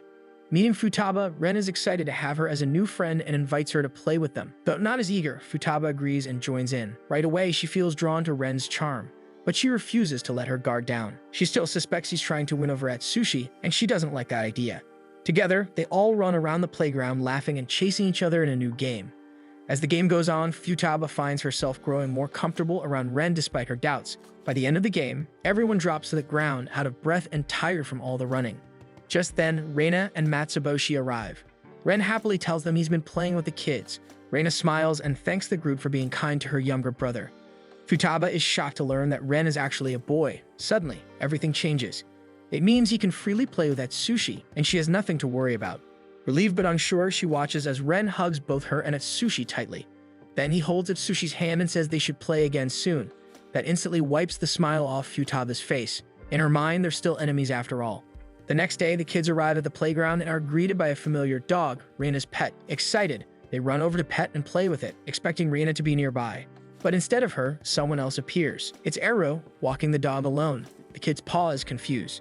They wonder why Reina suddenly feels like a completely different person. To figure out what's going on, the kids gather behind the bench to whisper and discuss. Ero tries to introduce herself, but they completely ignore her. Nothing can interrupt their meeting. Thinking she's Reina in her true form, they kneel before her with serious faces, calling her True King Aha. They believe this intense version must be Riena's real identity. Eru watches, puzzled, but then remembers Reina once mentioned some grade schoolers. Eru is about to leave with the dog when Atsushi suddenly calls out, asking her to teach them skateboarding since Reina is known to be an expert. Eru hesitates, but thinking it would reflect badly on Reina if she refuses, she accepts the challenge and agrees to teach them for a bit. Soon after, Eru returns wearing full protective gear, looking ready and confident. But the moment she steps onto the skateboard, she falls straight to the ground. Still, she tries her best to explain the basics to the kids. No matter how hard she tries, she keeps slipping and falling, so she comes up with an excuse to end it. Promising to continue the training tomorrow, she then hurries away. Back at home, Eru practices skateboarding, but no matter how hard she tries, she keeps falling. Doubts flood her mind. She wonders if she'll ever be able to replace Reina. Just in time, Reina steps out the door and catches her. Seeing her struggle, Reina offers to help. To save Reina's reputation with the kids, Eru gratefully accepts the help. Ren, hearing this, joins in too. They start from the basics and Eru struggles to find her balance. Even Ren is better at it than she is. But Eru refuses to give up. Slowly, she begins to improve until she finally masters the skill. The next morning, Eru teaches the neighborhood kids how to skate, but as soon as she finishes, they eagerly ask her to teach them something new, Cat's Cradle. Futaba walks toward the playground, excited. She overhears the boys talking about trying Cat's Cradle today, and she's determined to join them, even planning to show off her skills to impress them. But when she arrives, she's surprised to find someone already teaching them how to play. To her shock, it's Eru, whom she mistakenly thought was Reina. She calls out to her and Eru responds, but the moment Futaba takes a closer look, she instantly realizes it's not Reina at all. Eru invites her to join the game. Though Futaba is hesitant at first, she watches Eru demonstrate the technique. But then she runs off, telling them she can do it herself. Futaba struggles with the cat's cradle techniques, feeling hopeless as she sits on a nearby bench. Eru approaches and sits down in front of her, offering to teach her the right way. Futaba tries to resist, but she eventually gives in. Eru guides her, explaining each step. After a few tries, Futaba finally gets it right. Encouraged by her success, Eru suggests they move on to more complex techniques.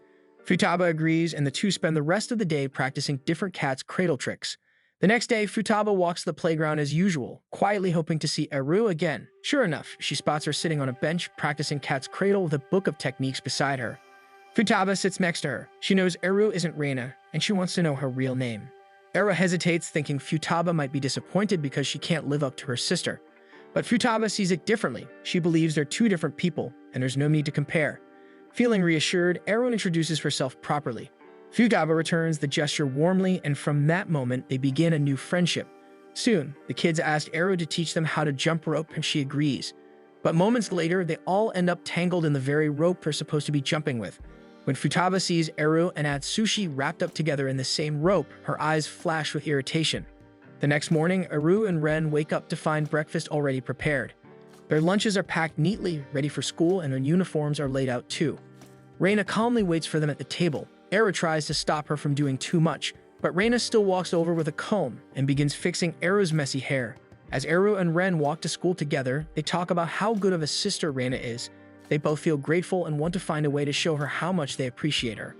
Eru decides she wants to prove her independence, hoping Reina won't have to worry about her. That afternoon, Eru and Reina meet up with Matsuboshi. Eru doesn't really like him, but Ren invited him, thinking he might know what kind of gift would make Reina happy. When Matsuboshi hears their plan, he dramatically assumes they're forming a blood compact as a family by showing gratitude. Eru mentions that it should be a family-only matter, which only fuels Matsuboshi's wild imagination further. She clearly doesn't want his help, but Ren believes Reina would appreciate the gesture more if Matsuboshi gets involved too. Eru reluctantly agrees. After shopping, they walk home together with bags full of items they bought. Matsuboshi carries the bags, but Eru steals it from him, wanting to prove she's independent. Ren, however, insists Matsuboshi should carry them instead, thinking it would be more helpful. The two argue over the bag until it tears, spilling the contents all over the ground. Frustrated, Ren stomps off, leaving them behind. Matsuboshi begins picking up the scattered items one by one, while Eru quietly apologizes. She admits she's jealous of him because Reina seems to favor him most. Matsuboshi pauses, then reassures her. He tells her she doesn't need to replace anyone. His words sink in, and Eru remembers something similar Futaba once said. Arriving home, Reina waits in front of the house, puzzled as to why Ren isn't with them. When Eru realizes Ren hasn't returned yet, panic quickly sets in. A wave of guilt washes over her, thinking Ren ran away because of their argument. At the same time, Riku happens to spot Ren walking alone along the street. It's getting late, and she finds it odd for him to be out at this hour. Thinking he might have run away from home, Riku decides she should bring him back. It would surely win Rina's trust. But approaching him suddenly could seem creepy or suspicious, so she decides to keep a close distance instead. Quietly, she follows him from behind, unsure of what to do next. Sensing someone is following him, Ren turns around and spots Riku. With no other option, Riku reveals herself. The moment Ren sees her, he bursts into tears. Gently, Riku leads him to a nearby cafe so they can talk. Ren explains everything that happened. Riku listens, unsure of what to say. She admits she always thought Ren was Rina's only sibling. This makes Ren pause. Could it be that Eru just wanted to spend time with Ren alone? Riku encourages him to apologize and make things right. Her words bring relief to Ren, who smiles and gives her a tight hug in thanks. Feeling lighter, Ren grabs the bag of goods and dashes out of the cafe, eager to head home and fix everything. Riku watches him go, quietly rooting for him. Ren walks toward their house and night has already fallen by the time he gets close. As he approaches, he sees Eru standing outside, clearly waiting for him. Without hesitation, he runs to her and wraps her in a warm, tearful hug. He apologizes, crying with relief and joy. Through the conversation, they realize that everything they've done stems from the same place, their love and devotion to Reina, the sister they both treasure. Unbeknownst to them, Reina and Matsuboshi quietly watch from nearby, admiring the heartfelt view. The next day, Reina and Eru prepare breakfast for Reina, just like how she usually does for them. This time, though, Reina gets to sit and enjoy a meal made especially for her, filled with all her favorite dishes. The two proudly watch as she eats, satisfied with their effort. Eru expresses that now they're learning to do things on their own, Reina should take more time for herself. Still, Eru admits she has a lot of growing up to do and may need Reina's help sometimes, but she hopes Reina can rely on them too. Smiling, she presents the lunch she packed for Reina. Touched, Reina hugs both her siblings tightly. Meanwhile, a small pudding is placed in front of Eru. At first, she's puzzled by it, until Ren explains it's a thank you gift for her as well. She is also his big sister. Eru, moved by his gesture, pulls Ren into a warm hug and they both laugh. That morning, Tubaru announces the details of their upcoming class trip. Each student will form a group of 5 to plan their activities together. Excitement stirs in the room, and Matsuboshi can't help but look forward to it. His eyes wander to Reina, who's visibly ecstatic. Watching her smile, he realizes she probably sees this school trip as a rare escape from both academics and home responsibilities. Meanwhile, Riku grows anxious. It's the first time they have to form their own groups, and she knows she hasn't been in class long. Though she's grown close to a few classmates, the idea still rattles her. A hopeful smile flickers across her face when she thinks of her newfound friends, but her heart sinks as she starts counting. There are 6 of them, and only 5 can be in a group. This means someone will have to be left out, and of the 6, she is the newest. Logic tells her the odds aren't in her favor. Riku is already imagining the awkward possibility of spending the trip with classmates she doesn't know well. The thought makes her uneasy. But then she overhears Ishikawa talking to Matsuboshi, casually mentioning that he chose to join another group. It's clearly his way of making sure no one in their circle gets left out. He even winks at Riku after saying it, and her heart floods with gratitude. Later, their group gathers to discuss plans for the trip. When they realize Ishikawa isn't part of their 5, they immediately call Riku over. She lights up and hurries to join them, happy to be included. But as she takes her place, Hanako's eyes drift toward Ishikawa, now chatting with his new group. A hint of sadness lingers in her gaze. Hanako remembers the quiet moment she shared with Ishikawa earlier. He had already anticipated the issue with the group, 6 friends needing to split into 5. Calmly, he decided he would be the one to step away, knowing he had other friends to join. He made it seem casual, but Hanako noticed how Ishikawa tended to joke when something weighed on him. During that conversation, he confessed that after sharing a room with Matsuboshi during a previous vacation, he came to a quiet realization. He believed Matsuboshi and Rina would be better off without his presence. So for this trip, he asked Hanako to look after the two in his absence. Now shifting to the present, Hanako is assigned to be the task leader for their school trip. With this, she gathers the group and asks each member for their suggested destinations. Hanako is the first to share her idea. She suggests Yonryu Cuteland, a place with cute characters and colorful attractions. Mitsuki then opens a magazine she brought along and points to a page featuring a sweets-themed location. Both Riku and Reina politely pass for now, admitting they don't have any specific place in mind yet. When it's Matsuboshi's turn, he takes a moment to think. One place quickly comes to mind, Tokyo Dennisisi. It's a well-known destination, but that's not the only reason he chooses it. He remembers a day when he and Reina passed by a poster of Dennisisi. She had looked at it with fascination and softly said she wanted to visit it someday. That small moment stayed with him. As soon as he suggests it, the group lights up with excitement. Reina, meanwhile, turns red, clearly flustered by the thoughtfulness behind Matsuboshi's suggestion. With everyone in agreement, they settle on Dennisisi as their destination. When the day of the trip arrives, the group boards the plane with excitement. Matsuboshi finds himself seated beside Reina. It isn't Reina's first time flying, but for Matsuboshi, it's a brand new experience. Seated in front of them is Ishikawa, already hyped for the flight. Unlike him, Matsuboshi can't stop thinking about the dangers of flying. His mind spirals into every unlikely scenario possible. As the plane begins to move, Matsuboshi starts to visibly tremble. Without saying a word, she gently reaches for his hand to offer comfort. Reina quietly admits that flying makes her nervous too, so he shifts his grip, placing his hand over hers with more certainty. This somehow eases his anxiety. With this, Reina turns red, flustered. Meanwhile, sitting just behind them, Tubaru is completely overwhelmed by their sweet interaction. She suddenly gushes blood from her nose while her colleague panics at the scene. Sometime later, the plane finally lands in Tokyo, and the students gather in their groups, buzzing with excitement for their school trip. Though their friend group looks forward to visiting Dennisisi, the day's schedule follows a different agenda. The class boards a specialized train that travels through various parts of the city. During the ride, they're introduced to the diverse infrastructure of Tokyo, like unique architecture referred to as trees. Each student also receives a pamphlet outlining the sites. By nightfall, the group settles into their accommodations. Inside the room, the girls pass the time by playing cards and chatting. Suddenly, their teacher enters to remind them of the approaching lights out. Taking the hint, the girls wrap up their game and tuck into bed early, eager to rest before tomorrow's adventure. As lights out approaches, Reina, Hanako, and Mitsuki keep talking, whispering about how quickly the day passed. Just then, Reina's phone buzzes. It's a call from Matsuboshi. Unlike the quiet girls' room, the boys' quarters remain noisy despite the late hour. Matsuboshi calls to check on Reina before turning in, expressing how excited he is for their trip to Dennisisi the next day. They both look forward to having a lot of fun together. The next morning, their friend group finally arrives at Dennisisi, filled with excitement. As they gather near the entrance, Hanako takes the lead in making sure everyone has their ticket ready.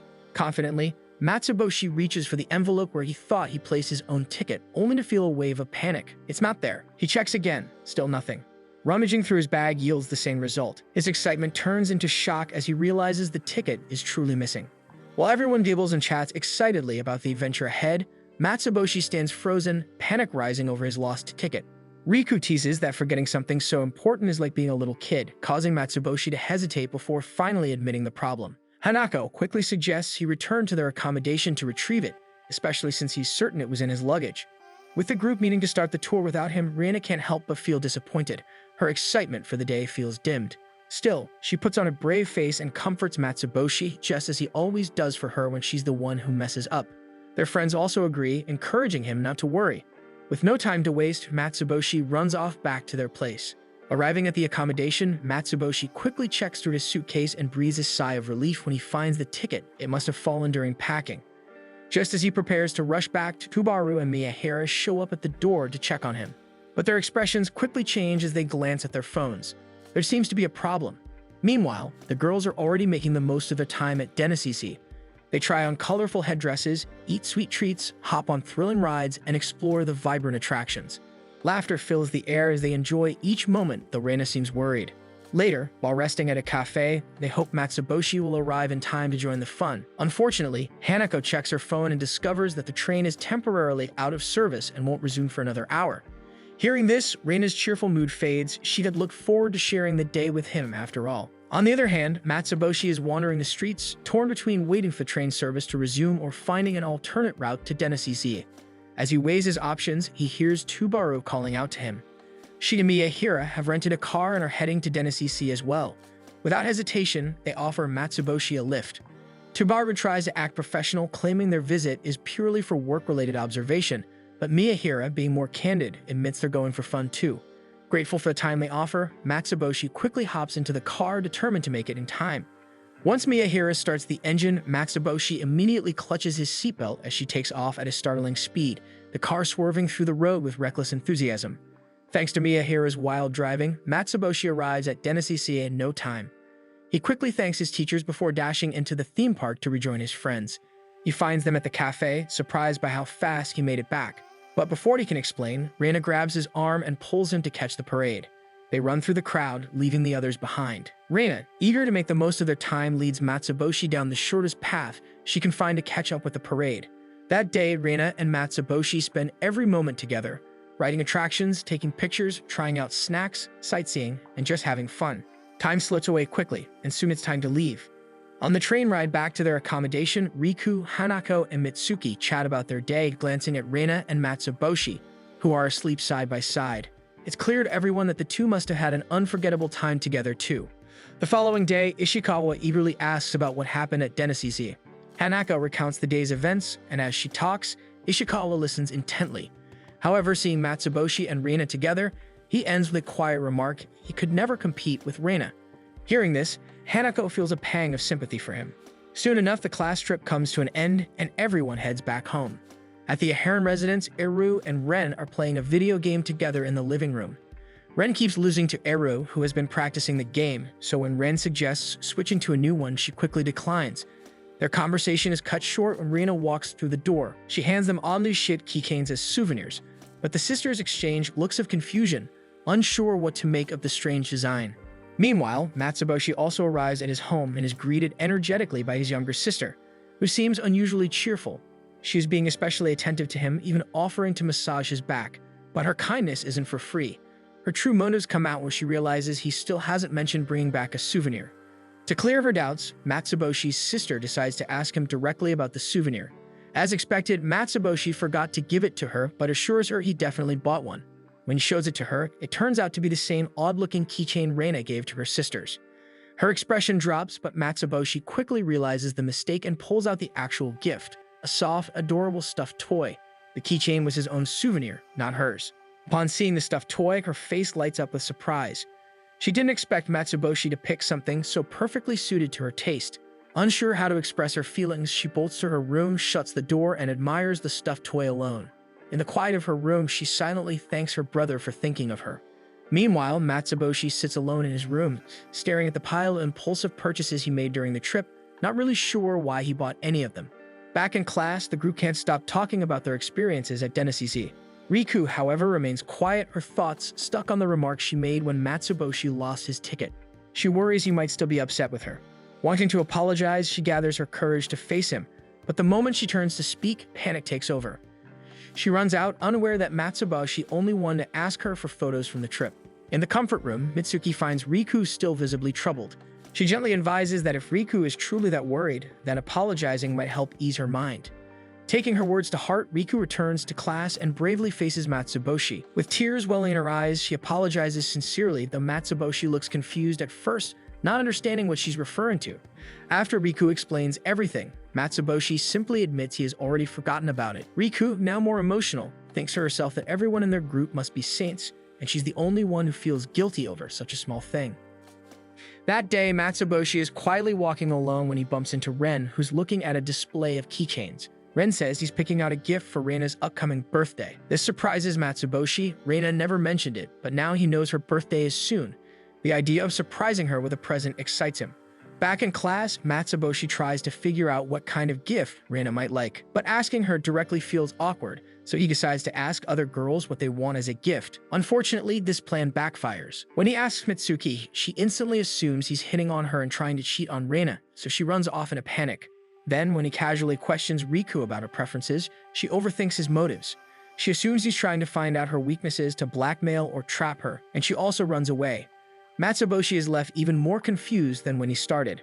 After all the unexpected reactions from the girls, Matsuboshi decides to do his investigation alone without asking anyone else for help. While walking home, Reina clings to Matsuboshi's arm while he keeps a straight face. His mind is still racing, trying to think of the perfect gift for her birthday. With the days passing by so quickly, he's starting to feel anxious and pressured. Just then, Reina's eyes light up as she spots a taiyaki stall nearby. Matsuboshi watches her closely and suddenly assumes she might be interested in stocks, maybe even planning to invest and increase her profits. The thought stresses him out. He begins to overthink the risks and complications. With his hands shaking nervously, he looks at Reina for answers. But to his surprise, she simply offers him a fish-shaped bread she just bought. It turns out things aren't as complicated as he imagined. Reina simply wanted to eat. She happily shares half of her taiyaki with Matsuboshi. Reina had long noticed a change in Matsuboshi's behavior. Thinking he might be going through something, she gently offers to listen. Left with no other option, Matsuboshi finally opens up and admits he's been struggling to pick out the perfect gift for her birthday. Although Reina never expected a present, she's touched by his sincerity, especially since she never even mentioned her birthday to him in the first place. When her birthday finally arrives, Reina has only one wish: to celebrate with friends. Wanting to make it special, Matsuboshi gathers everyone close to her and throws a small party. Surrounded by the people she cares about, Reina realizes how rare and special this birthday truly is. Even though Reina insists she doesn't want a birthday present, Matsuboshi still gets her one, a life-size doll of himself. Reina seems to like it too. But before they can talk more about it, their friends launch another burst of confetti, this time to celebrate Matsuboshi's birthday as well. As it turns out, the two of them share the same birthday. Without realizing it, they each plan a birthday party for the other, much to everyone's amusement and delight. Now it's Reina's turn to give her gift. She shyly pulls out a box wrapped with a red ribbon and hands it to Matsuboshi. She keeps it a secret, nervous about how he might react, but still determined to celebrate the day with him. When Matsuboshi opens the box, he is shocked to see it's the exact same gift he gives her, a life-size doll of himself. Later that day, Matsuboshi decides to finally organize his messy boxes. While sorting through the clutter, he finds old textbooks and notebooks from past years. Among them, he discovers his old diary, filled with random thoughts he once wrote down. Curious, he shares the diary with Reina, who becomes instantly interested in reading it. So instead, Matsuboshi proposes making an exchange diary. Instead of texting or using social media, they'll take turns writing in the same notebook, sharing their thoughts and feelings in an old-fashioned way. Reina also lights up at the idea and eagerly agrees. Later that day, they go shopping together to find the perfect diary for their exchange. After browsing through several shelves, they finally pick one they both like. Matsuboshi writes the first entry that night with his unique tone and writing, then hands it to Reina the next day. When Reina returns the diary, Matsuboshi is stunned. She has written 10 whole pages in a single day. Feeling the pressure to match her effort, Matsuboshi tells himself that his next entry has to be just as epic. But when he opens the diary again, he's surprised to find it's not the same notebook. Reina has used a different one. This one includes drawings alongside the text, and Matsuboshi begins to overanalyze everything. His imagination runs wild. He starts thinking the innocent drawings might be part of some secret Heron family ritual. The apples could be symbols of original sin, the trees a metaphor for death, and the basket of fruit a representation of endless greed. His thoughts spiral deeper into nonsense, convincing himself that Reina has given him a dangerous book full of forbidden knowledge.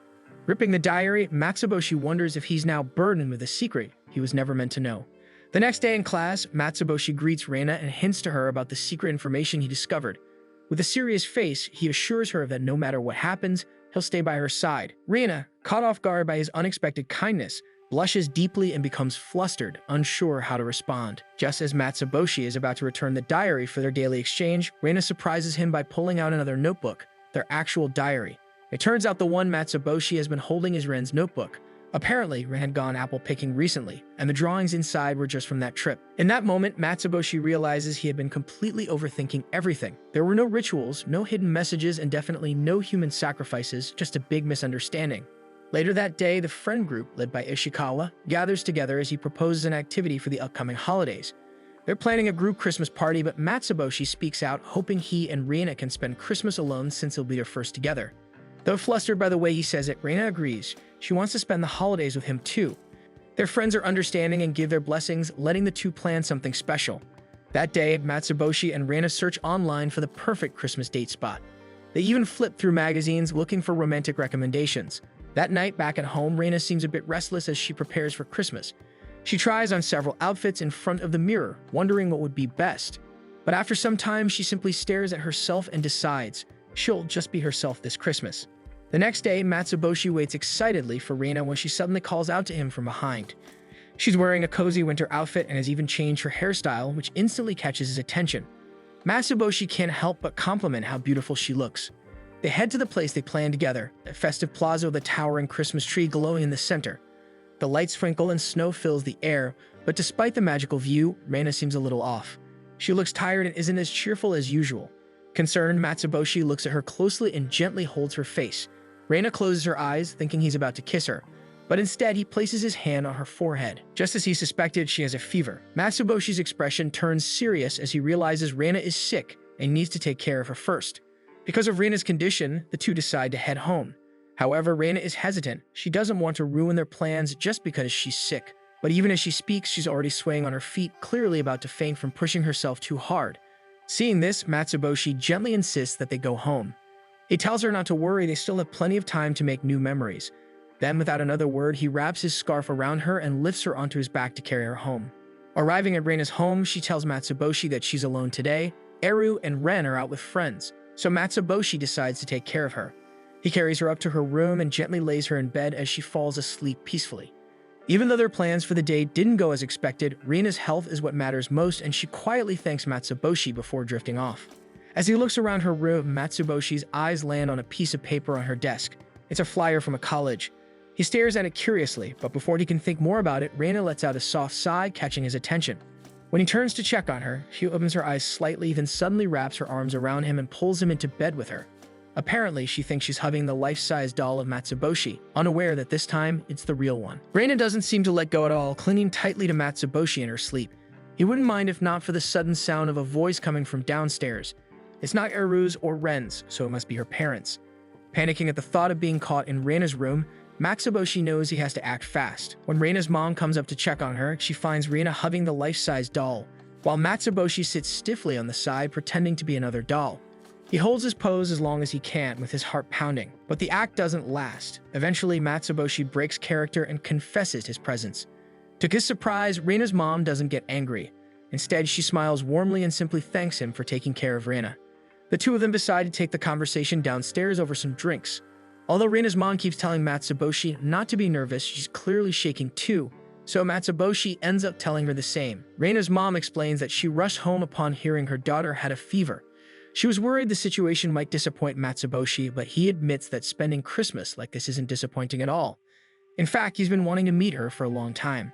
Reina's mom smiles at his honesty. She tells him that both she and her husband work a lot, so they're rarely home. Still, she believes Matsuboshi has been a good influence on Reina, not just today, but overall, helping her grow and encouraging her dreams. Their conversation shifts to college. Matsuboshi mentions the flyer he noticed in Reina's room, sensing she wants to study in another prefecture. Reina's mom quietly hopes Matsuboshi might follow her there. Matsuboshi, however, admits he hasn't thought that far ahead. Even so, he promises her that no matter where they go, nothing will change between him and Reina. Reina, who has been listening from behind the stairs, suddenly runs and hugs Matsuboshi tightly. She's been scared to bring up the topic of college, afraid he might not take it well. But hearing his words, she realizes that Matsuboshi only wants her to follow the path that makes her happiest. He believes they'll be reunited anyway, no matter where life takes them. Reina begins to cry, overwhelmed with relief, and Matsuboshi gently wipes her tears with his towel. Meanwhile, her mom, who's also been listening nearby, can't help but shed tears too. Reina turns to comfort her, patting her head. Since Reina's fever has improved, she finally asks Matsuboshi why he was at her house. He explains everything that happened. Only then does Reina realize that the one she hugged in bed earlier wasn't the life-size doll, but the real Matsuboshi himself. Embarrassed, she quickly turns red. The next day, the two walk to school together and talk about what they want to do in the future. Reina reveals that she wants to become an art teacher. Unbeknownst to him, he's actually the reason behind her dream. Back when they started exchanging diaries, Matsuboshi encouraged her to teach something she loves.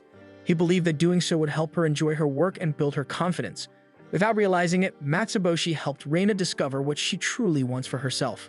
In her third year of high school, Matsuboshi and Reina remain seatmates, still surrounded by their usual group of friends. With a fresh school year ahead, they'd vow to make it count. A new face enters the classroom, Henzin, their new homeroom teacher. It's her first year on the job, and she's noticeably younger than their former teacher, Tubaru. Still, she is fueled by a lifelong dream of becoming a teacher, and because of this, her optimism clashes with the class's usual dull and uninterested vibe. Before starting, Henzin recalls a warning from Tubaru to be cautious of Matsuboshi and Reina, whose so-called esteem once drove her to a nosebleed. Misunderstanding the warning, Henzin assumes the pair is physically violent toward teachers. With this, she pads her shirt with books for protection, but what she witnesses next goes far beyond her imagination. She finds Matsuboshi and Reina hanging from the ceiling. This startles Henzin so much that she lets out a loud scream. Convinced they're trying to intimidate her because she's new, she scrambles to pull out the school's guidelines, only to realize there's no rule that covers such strange behavior. In that moment, she feels like she's already failed as a teacher. However, the confusion is soon cleared up when Ishikawa speaks up. Reina can't see the blackboard properly because Higa, a large student, is seated right in front of her, blocking her view. Reina, being small, has no other option. Matsuboshi backs up this claim, and Henzin is visibly relieved to learn the true reason behind the odd scene. With this, the class suggests redoing the seating chart to fix the issue, and Henzin eagerly agrees. To everyone's surprise, Matsuboshi and Reina still end up seated next to each other. Henzin can only sigh in quiet protest. Later that evening, Henzin meets with Tubaru and Miyahira for dinner. Frustrated by the day's events, she begins to question if she's truly cut out to be a teacher. Seeing her discouragement, Tubaru offers her some heartfelt advice and assures her that she can always turn to her for help. Her words of encouragement reignite Henzin's motivation. A few drinks in, Tubaru starts getting tipsy. Just as Henzen is about to bring up Matsuboshi and Reina, she spots the two of them not far from their table. Hearing this, Tubaru immediately fumes. It's far too late for students to be out, she says. In her flustered state, she suddenly begins coughing up blood, causing Miyahira to panic. It's in that moment that Henzen finally grasps what Tubaru meant by esteem. But as Miyahira tends to Tubaru and gently lays her on her lap, Henzen begins to feel strange herself. Her body heats up, her face flushes red, and before she can say anything, she collapses face first onto the table. As Henzen walks through the hallways, she reminds herself of her goal, to be a dependable teacher her students can trust. But when Matsuboshi suddenly appears carrying Reina in a rather awkward position, Henzen freezes in shock. Flustered, she fumbles through the school's guidelines once more, desperately searching for a rule to address the situation, but finds nothing. Overwhelmed by panic, Henzen lets out a shriek and bolts away from them. Thankfully, Reina returns to her normal shape shortly after with a few more stretches. That afternoon, Tubaru pulls Henzen aside and brings her to the school gym. There, she emphasizes the importance of staying active and moving around, insisting it's essential for both body and mind. Since Tubaru is her role model, Henzen follows her lead without question. Even Miyahira, who had no intention of exercising, gets forced into the session. The three begin training together, with Tubaru offering tips and encouragement to Henzen.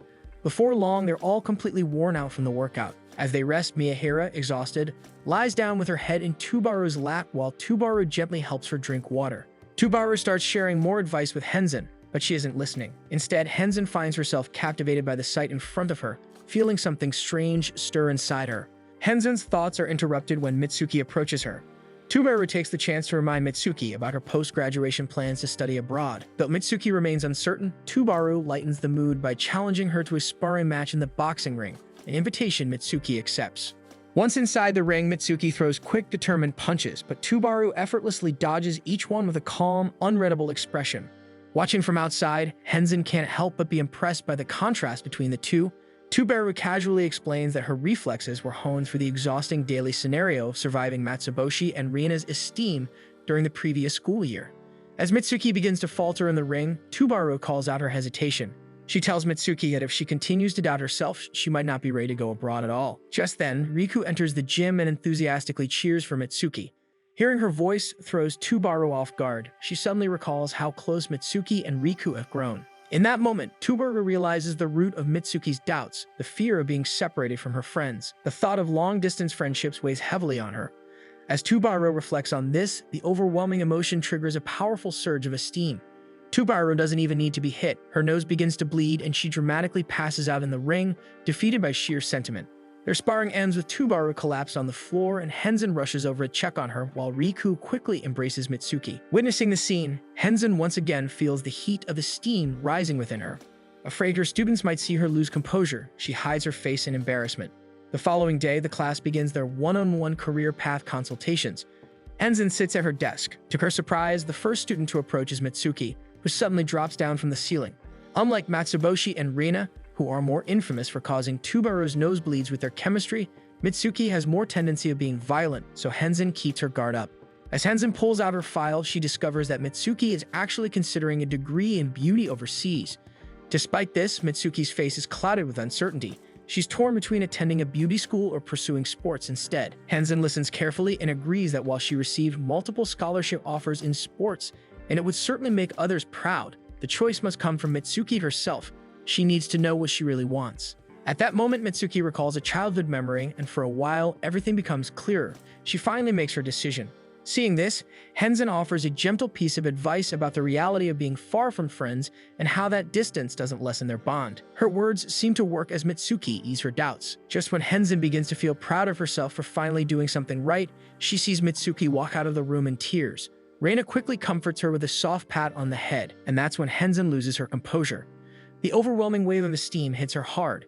She keeps telling herself to stay strong, but when Hanako, the next student in line, glances at her with concern, it's already too late. Henzen has collapsed face first on her desk, blood pouring from her nose. The next day, Mitsuki wakes up early, goes out for a run, takes a quick bath, and gets ready to head out. Meanwhile, on the way to school, Matsuboshi calls out to Reina and is greeted by her usual arm embrace. However, he suddenly senses something strange, an intense pressure, almost like bloodlust, lurking nearby. While deep in thought, trying to figure out where it's coming from, Mitsuki suddenly pops out from behind, startling him so much that he jumps in shock. As the three start talking, out of nowhere, Mitsuki is hit by a sudden upper kick. Thankfully, her quick reflexes and martial arts skills kick in, and she manages to block the attack just in time. She quickly recognizes the attacker. It's Aragaki, the opponent she defeated during her last martial arts match. Ever since that loss, Aragaki has been training relentlessly, driven by the goal of beating Mitsuki in a rematch. Unfortunately for her, Mitsuki has decided not to join the tournament this year. Confused and frustrated, Aragaki demands an explanation. Mitsuki calmly tells her that martial arts is simply something she no longer wants to pursue. But Aragaki refuses to believe it. She assumes Mitsuki must be shifting to another sport, yet she denies that as well. Overwhelmed, Aragaki falls to the ground in tears. She can't understand how someone with Mitsuki's raw talent could walk away from martial arts so easily. Refusing to accept her decision, Aragaki challenges her to one final match and sets an ultimatum. If Mitsuki wins, she must continue practicing and competing in martial arts. But if she loses, she is free to quit martial arts and chase any path she desires. So they proceed with their battle. Just as it begins, Mitsuki collapses to the ground. Aragaki immediately realizes she's throwing the match on purpose, hoping to secure her freedom. Mitsuki tries to hide her intentions by praising how much stronger Aragaki has become through his training. Then, she confesses something unexpected. She was actually one of the reasons she chose to quit. After winning last year's match, she knew Aragaki would only grow stronger. Meanwhile, no matter how hard she trained, she got plateau. In search of a breakthrough, she tried other sports, but nothing seemed to work. Although Aragaki doesn't seem to believe her, she continues throwing punches at Mitsuki. She defends herself, insisting that she only wants to chase her true dream. Her determination to quit martial arts and do what she loves infuriates Aragaki, and the fight grows more intense as Mitsuki slowly starts fighting back. Aragaki's dream has always been to defeat Mitsuki, and now that goal is slipping away. In the middle of the clash, Mitsuki has a sudden flashback. Back when they were kids, she and Reina were very close. Reina once pinned up Mitsuki's hair for her, a simple gesture that bonded them. Wanting to return the favor, Mitsuki learned different hairstyles from her mother so she could do Reina's hair too. One day, after Reina fell into the bushes and got her hair tangled, Mitsuki volunteered to fix it. The results were amazing. Reina hugged her in gratitude, and soon everyone in class began admiring Reina's hairstyle. Mitsuki's talent was recognized, and many classmates started asking her to style their hair like Reina's. That day, when Mitsuki went home, she told her mom that she wanted to become a beautician. Although she was unsure back then, her mother encouraged her, saying that if she kept chasing it, her dream would eventually come true. Back in the present, just as Aragaki is about to throw a powerful punch to finish the fight, she's stunned. Mitsuki counters her attack with precision. She keeps fighting while firmly explaining that dreams are something you chase for yourself, not something you force or pin down onto others. With one swift kick, Aragaki falls and Matsuboshi and Reina watch in awe. Mitsuki declares her intention to continue martial arts, not as a career, but because she still enjoys it. She plans to keep training while pursuing a different path. Hearing this, Aragaki beams with joy and rushes off, eager to train for their next rematch. The intense match helps Mitsuki clear her thoughts, but as soon as Aragaki leaves, her body gives out from exhaustion. Thankfully, Reina lets her rest on her lap and gently fixes her disheveled hair. In return, Mitsuki silently promises to style Reina's hair on her wedding day. As the three prepare to return to class, a crowd begins to gather. Students from various sports, each eager to challenge Mitsuki next. Overwhelmed and with extreme panic setting in, she bolts out, sprinting away from the crowd in frantic escape. In the morning, Reina busies herself preparing lunch with Ero when Ren suddenly greets them with a cheerful song. Ren explains that they're preparing for the upcoming school musical, and everyone is encouraged to practice more. In response, Reina playfully sings her next sentence. To everyone's surprise, her voice is stunning. Ero and Ren are left in awe, clapping excitedly and urging her to sing more. Later that morning, class begins as usual. Matsuboshi arrives just in time and casually greets Riku. Moments later, Reina walks in, but instead of speaking normally, she sings her greeting in a lively, theatrical tone. Matsuboshi freezes, visibly stunned, caught off guard by her sudden shift into musical flair. He silently wonders what has sparked this unusual behavior. Matsuboshi thinks it over and concludes that musicals are actually an old-fashioned way to express one's emotions openly. With that, he starts to believe Reina might be using this style to express her feelings for him. But as he watches her sing and add light dance movements, he feels drawn in. Unable to resist, he decides to join her. Matsuboshi stands up, responds to Reina's musical greeting with a cheerful tune of his own, and adds playful dance steps to match. Seeing Reina turn red at his performance, he thinks that turning the day into a musical might actually be the perfect idea. When Ishikawa and Hanako arrive, Matsuboshi and Reina greet them in song and dance, still fully immersed in the act. Amused and curious, Ishikawa and Hanako decide to join in. Just in time, Mitsuki arrives and is completely stunned by the unusual scene unfolding in the classroom. Matsuboshi and Reina greet her in a cheerful, melodic tone, prompting Mitsuki, though unsure at first, to respond in a way that matches their musical rhythm. Meanwhile, Riku, watching from his seat, is utterly baffled by what everyone is doing and silently decides she should just keep her distance at the moment. Later that day, their subject teacher, Tubaru, begins her class as usual, discussing the lesson at the front. But when she instructs the class to take out their printouts, Matsuboshi stands up dramatically and sings his request for Reina to lend him hers. Reina joins in without hesitation, singing as she moves her desk closer to his and shares the handouts so they can read together. Tubaru's eyes begin to heat up as she watches the scene unfold. As she realizes what's happening, she compares it to the lyrical poetry exchanged by lovers during the Heian period. Overwhelmed by the sight of these lovers, she can feel the surge of esteem rise up until she can no longer contain it. Her nose erupts in a dramatic gush of blood. Meanwhile, Henzen is outside, struggling to carry a large pot of roses that completely blocks her vision. Seeing this, Matsuboshi rushes over to help, singing his offer in charming melody. Reina joins in as well, harmonizing as she offers her assistance. Henzen gratefully accepts their help, relieved to finish just in time before her big announcement. Still, despite her appreciation, she can't help but feel a gust of awkwardness. Matsuboshi and Reina continue singing their replies to everything she says, as if in their own musical. Once Henzen leaves, Reina notices the scent of roses clinging to her clothes. Matsuboshi catches a whiff too, and is momentarily stunned. To him, Reina now resembles a noble highborn rose. As they walk back to class together, the lingering scent makes it hard for Matsuboshi to think straight. Meanwhile, Riku sits in quiet contemplation. Today, she's finally gathered the courage to ask Reina to have lunch with her. But when she turns to Reina and Matsuboshi, she immediately freezes. They're still locked in their melodramatic musical act, speaking like characters from a period drama, asking one another out to dine. The vibe is so unusual that Riku slowly sinks back into her seat, deciding she'd rather not get dragged into whatever strangeness is happening between the two. Matsuboshi forgets to bring lunch, so he and Reina decide to head to the cafeteria to buy bread. However, upon arrival, they are met with a sea of hungry students flooding the area. Surprisingly, the crowd parts for them as if recognizing their presence. With that, they approach the counter only to discover that all the bread is sold out. Crushed, Matsuboshi dramatically collapses in despair, but Reina offers to share her rice with him. They sing this entire exchange in heartfelt, melodic tones, expressing not just their hunger but their deep care for one another, as if they're truly characters in a stage musical. By the end of their performance, the whole cafeteria bursts into applause. Moved by what they perceive as a love story unfolding before them, several students even offer their own lunches to the two. Meanwhile, Henzen and Tubaru observe from a distance. Neither of them understands what just happened. All they know is that the scene radiates such intense romantic energy, and they suddenly feel a huge esteem rising up again until Tubaru's nose gushes with blood and they both pass out. On their way home, Matsuboshi and Reina reflect on how powerful music can be. They agree that it moves people in unexpected ways. As they walk, Matsuboshi's thoughts wander toward the idea of aristocracy. He muses about how nobles once faced political marriages, unions neither side truly wanted but were bound to for status and duty. With that, he decides to pick up his phone and do something. Back at home, Matsuboshi arrives to find his sister frantically searching the kitchen. Her last piece of pudding is missing, and she suspects him immediately. Hoping to soften her anger, Matsuboshi tries expressing his reason through a song, but instead, his sister only grows even more furious. Her anger intensifies, and she storms off to her room, leaving Matsuboshi stunned at how differently she responded to his song. At that same time, his mother returns home and hands him her phone. It contains the family tree he requested earlier. Matsuboshi opens it with anticipation, however, it only reveals nothing but generations of commoners. The next day, everyone is preoccupied with the upcoming exams, feeling a mix of emotions.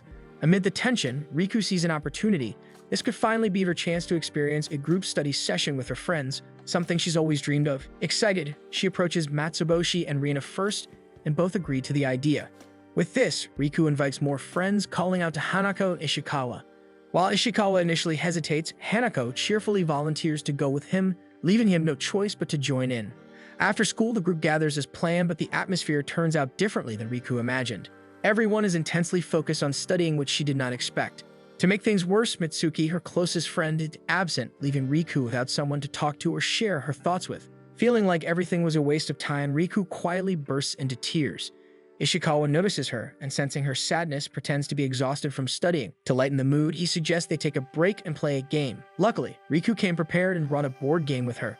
Even Reina, who was initially nervous about playing a game for the first time, eventually agrees to join. Seeing this, Riku's spirits finally start to lift.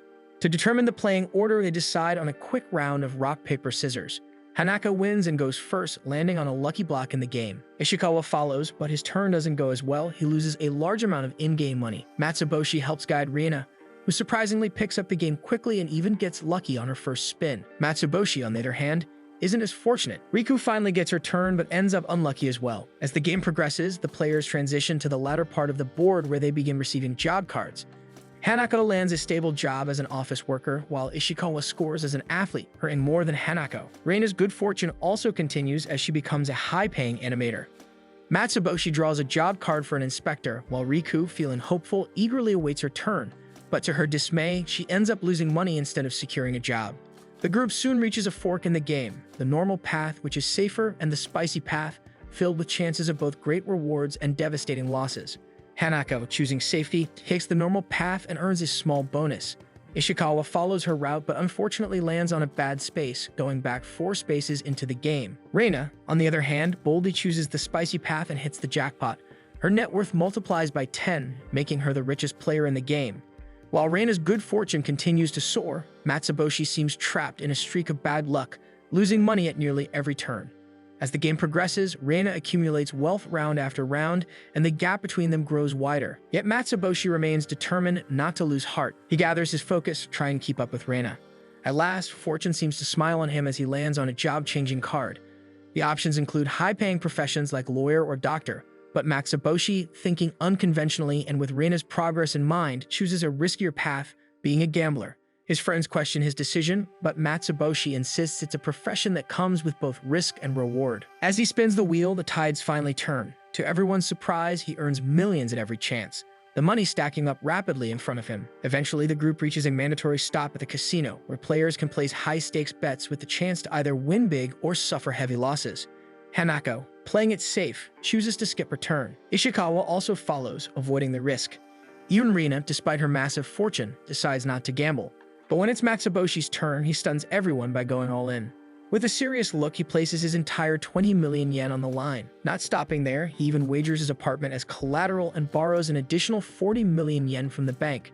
His friends look on in horror, trying to reason with him and talk him out of it. Yet Matsuboshi remains firm, delivering a dramatic speech about seizing chances and embracing life's uncertainties. With everything at stake, he spins the wheel. The tension rises until the wheel lands on an unfavorable result. Just like that, Matsuboshi loses it all. Not only is his fortune wiped out, but he also ends up buried in debt, owing a total of 120 million yen. Riku, unfortunately, loses a turn due to her current card, and with that, Reina is declared the winner, having the largest fortune by the end of the game. As they consider playing another round, Matsuboshi's stomach growls. With this, Ishikawa offers to buy snacks and Hanako decides to tag along. While walking back with the purchased snacks, Hanako and Ishikawa begin talking about the surprising turn of events between Matsuboshi and Reina. Hanako shares her mixed feelings, admitting that many things in high school didn't go the way she had hoped. Ishikawa listens closely, offering words of comfort and understanding. As they continue to walk, Hanako suddenly slows down and comes to a full stop. Without much ado, she confesses her feelings to Ishikawa. Ishikawa's reaction did not change at all. He only paused before gently apologizing, unable to return those feelings. Though Hanako accepts his response, the sadness in her eyes forms tears. She admits that it's not easy to stop her feelings towards him. Still, she proposes a pact to stay the same as they always have, keeping their friendship unchanged, and Ishikawa cheerfully agrees to this. When they return to their study spot, the group is filled with cheer. Bags filled with snacks and drinks are laid out, and with everyone exhausted, they declare the study session officially over. It's now time to party. Laughter fills the room as they celebrate, clinking cups and enjoying the moment. Riku tears up because of happiness, overwhelmed that her dream of a joyful high school memory is finally real. But the next morning, as the exam begins, reality sets in. Riku stares at her paper, holding back her tears, telling herself not to regret anything, even if she has nothing to answer. That morning, Henzen announces the upcoming cultural festival and urges everyone to prepare. While thinking about it, Matsuboshi is interrupted by Reina, who hands him their daily diary exchange. On her walk home, Matsuboshi recalls the career path survey due next week, prompting Reina to ask about his future plans. However, Matsuboshi simply says he wants to support Reina in whatever she chooses, without much thought for his own path. While this sentiment warms Reina's heart, it also makes her wonder. Matsuboshi always says things like that, but deep down, what dream does he truly hold for himself? The question lingers in Matsuboshi's mind, and the next day, he still finds himself thinking about it. Trying to lift his spirits, he decides to reconnect with his roots. He digs out his old kindergarten album, hoping to rediscover his forgotten aspirations. With newfound determination, he shares his idea with Reina. He wants to revisit his childhood dreams to see if any of them still spark joy or inspiration. Reina agrees to help him out, and together they flip through the pages of the old notebook until Matsuboshi finds his childhood list. The first dream is to become a baker, so he gives it a shot and bakes a cake, but the result is far from perfect. Next, he tries being a manga artist, sketching cute characters, but even that fails to spark any excitement within him. Determined, he moves on to calligraphy, then tries his hand at being a makeup artist, and even went beyond as a deep-sea diver. But despite all their efforts and enthusiasm, nothing feels right. Discouraged, Matsuboshi ends up sulking in a quiet corner. Reina soon approaches, carrying 2 drinks. They sit together in silence for a while before Matsuboshi shares his frustration, fearing that maybe there's nothing waiting for him. Reina, however, offers him comforting words.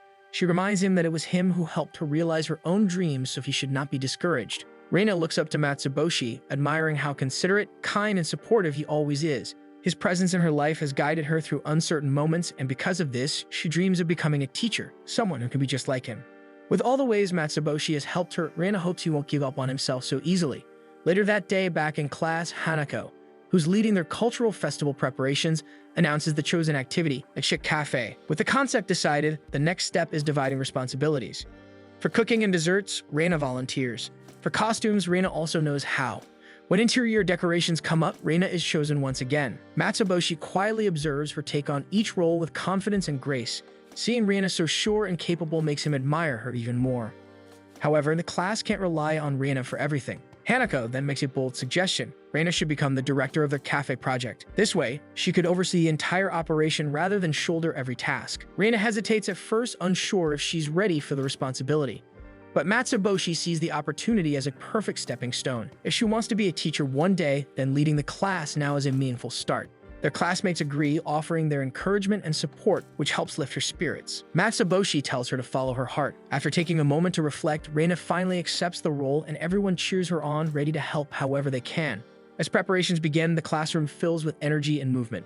Reina throws herself into the work, organizing tasks and checking on everyone. Matsuboshi watches her from a distance, quietly admiring her. Yet deep down, a quiet uncertainty lingers. While Reina is clearly finding her path, he wonders what lies ahead for him. Throughout the day, everyone keeps approaching Reina for comments and suggestions, making her even busier as time goes on. More and more classmates gather around her, relying on her direction, and Matsuboshi finds himself unable to get close. He holds himself back from interrupting. Even during the cooking preparations, Reina effortlessly teaches Reiko how to make macarons, guiding her until she sees successful results. Watching from a distance, Matsuboshi can't help but admire her. Since the cafe decorations are still far from finished, the girls decide to work on them together while enjoying the macarons they made earlier. Riku freezes in amazement. It's like a rare girls' night out, but as she looks around, a wave of emotion hits her. High school might be ending soon. While everyone is focused on the decorations, Mitsuki brings up something she's quietly noticed. Matsuboshi and Reina haven't been spending as much time together lately. Some even wonder if there was a fight, but the truth is, they've all just been too busy. Despite this, they believe that once the cultural festival is over, things will return to how they used to be. Meanwhile, Matsuboshi, still working alone in the classroom despite the late hour, is interrupted by Ishikawa, who comments on how he and Reina haven't been walking home together lately. Matsuboshi admits he misses her, but he's also realized how much of his world revolves around her. Wanting to discover his own path, he chooses to keep his distance for now, hoping it will help him understand what he truly wants for the future. But Ishikawa disagrees, believing Matsuboshi can still figure out his career while keeping Reina close as a positive influence on him. That night, Matsuboshi is moved by Ishikawa's words and writes down his thoughts in their exchange diary. The next day, as he prepares to hand the diary to Reina, he sees how busy she is. Instead, he quietly slips it under his desk, deciding to give it to her when things calm down. That afternoon, Reina enters the classroom carrying a pile of boxes stacked so high that she can barely see in front of her. As she walks past the desks, she accidentally bumps into Matsuboshi's, causing the diary to fall to the floor from the impact. She picks it up, and upon opening it, her eyes widen as she reads the thoughts Matsuboshi had written the night before. Later that evening, with the cultural festival happening the next day, the class stays late to finish the remaining preparations. While working, Ishikawa and Matsuboshi chat quietly about the future that awaits them. With college approaching, they understand they will need to study more seriously than ever. Meanwhile, Riku grows emotional, not wanting any of it to end. But Reina tells them that tomorrow, after their class activity, there's something she wants to show everyone. Not long after, Matsuboshi finishes crafting the signage for their chic cafe. When he reveals it to the class, everyone is impressed. With that, the preparations are finally complete. Before heading home, Reina suggests taking a group photo to remember the moment, and everyone happily gathers for the picture. Just as they're about to part ways, Ishikawa proposes a bold idea, exploring the school at night. The suggestion sparks immediate interest from the group. One by one, they agree to join, and even Hanako, though hesitant at first, eventually follows. The night ends with laughter and footsteps echoing through the campus. After Reina arrives home that night, she stays up late working on something at her computer, causing her to fall asleep in a late hour. The next day, the festival is about to begin. Matsuboshi walks toward the venue with excitement, but as he goes, he notices Ishikawa sneaking up behind him. Ishikawa jokes that Matsuboshi must have eyes on the back of his head, but Matsuboshi doesn't laugh. There's something else weighing on his mind. When Matsuboshi finally reaches the venue, Hanako immediately approaches him with a worried expression. Reina hasn't arrived yet, despite promising the night before that she would be early. What's more concerning is that she hasn't responded to any of Hanako's messages. At first, they assume she may have overslept, but Matsuboshi knows that isn't true. Reina called him that morning, saying she was already on her way. Matsuboshi tries to think, considering the possibility that Reina may have fallen asleep during her bus ride. Still, a part of him wonders if she just didn't want to come. But Ishikawa disagrees. He believes something might have happened, and that going to check on her is the right thing to do. The classmates also agree and urge Matsuboshi to find her. Without wasting another second, Matsuboshi rushes out, heading in the direction where he believes Reina might be. Reina ponders quietly by the sea, standing at the water. She reflects on how everything went wrong today. Earlier that morning, while having breakfast with her younger siblings, Ren commented on how exhausted she looked. Eru, noticing it too, gently suggested she take the bus instead of walking. Reina followed their advice, but she ended up accidentally falling asleep during the ride and missed her stop. To make matters worse, her phone died. The next bus wouldn't arrive for a while, and with the festival already underway, she imagines her classmates upset and disappointed in her. To her surprise, a familiar voice calls out from behind. It's Matsuboshi. He tells Reina she's mistaken. He thought he saw her board the bus that morning, so he followed his hunch and found her there. Gently, he reassures her that no one is angry. In fact, the cafe is running smoothly, and it's all thanks to her hard work and planning. Though his words are meant to comfort her, Reina sees it differently. If things are going well without her, then maybe she's not needed after all. She hesitates, unsure if she should still go. Matsuboshi, seeing her doubt, says he's willing to stay by her side if she truly doesn't want to return. But before she can make a decision, he calls their classmates. One by one, they speak to Reina over the phone, warmly encouraging her and letting her know they're willing to wait until she's ready to come back. Matsuboshi continues to comfort Reina, reminding her of how incredible she truly is. But deep inside, Reina only wants to apologize. When she read his exchange diary entry the other day, it left a deep impression on her. While Reina has always admired Matsuboshi, she now realizes he admires her just as much. Her wisdom, hard work, kindness, and how she's respected by everyone around them. He looks up to her as well. Although Matsuboshi remains uncertain about his future, he shares one thing he's sure of. Even if he doesn't have everything figured out yet, he wants to support Reina in the present. He tells her this moment in their lives is something that will only come once. That's why he wants to be by her side for it. Moved by his sincerity, Reina suddenly leaps toward him, causing them both to fall into the shallow seawater. Soaked, she makes her decision. She wants to go, not just for herself, but for Matsuboshi and everyone else in class. With that, they decide to head back together. But before returning to school, they stop by to shower and changing room to freshen up. Luckily, both of them have spare clothes, so they manage to fix themselves quickly. While waiting for the bus, Matsuboshi shows Reina a photo on his phone. It's from the cafe's opening. Reina's guidance made it all possible. When the bus finally arrives, they quickly reach the event just as it's in full swing. As soon as they step into the venue, they're greeted warmly by their classmates. The two quickly change into their outfits and jump right into helping, serving food and drinks, smiling at guests, and working together. Later, when it's time for a break, Reina gathers everyone and leads them to the art room. There a surprise awaits, displaying her creations.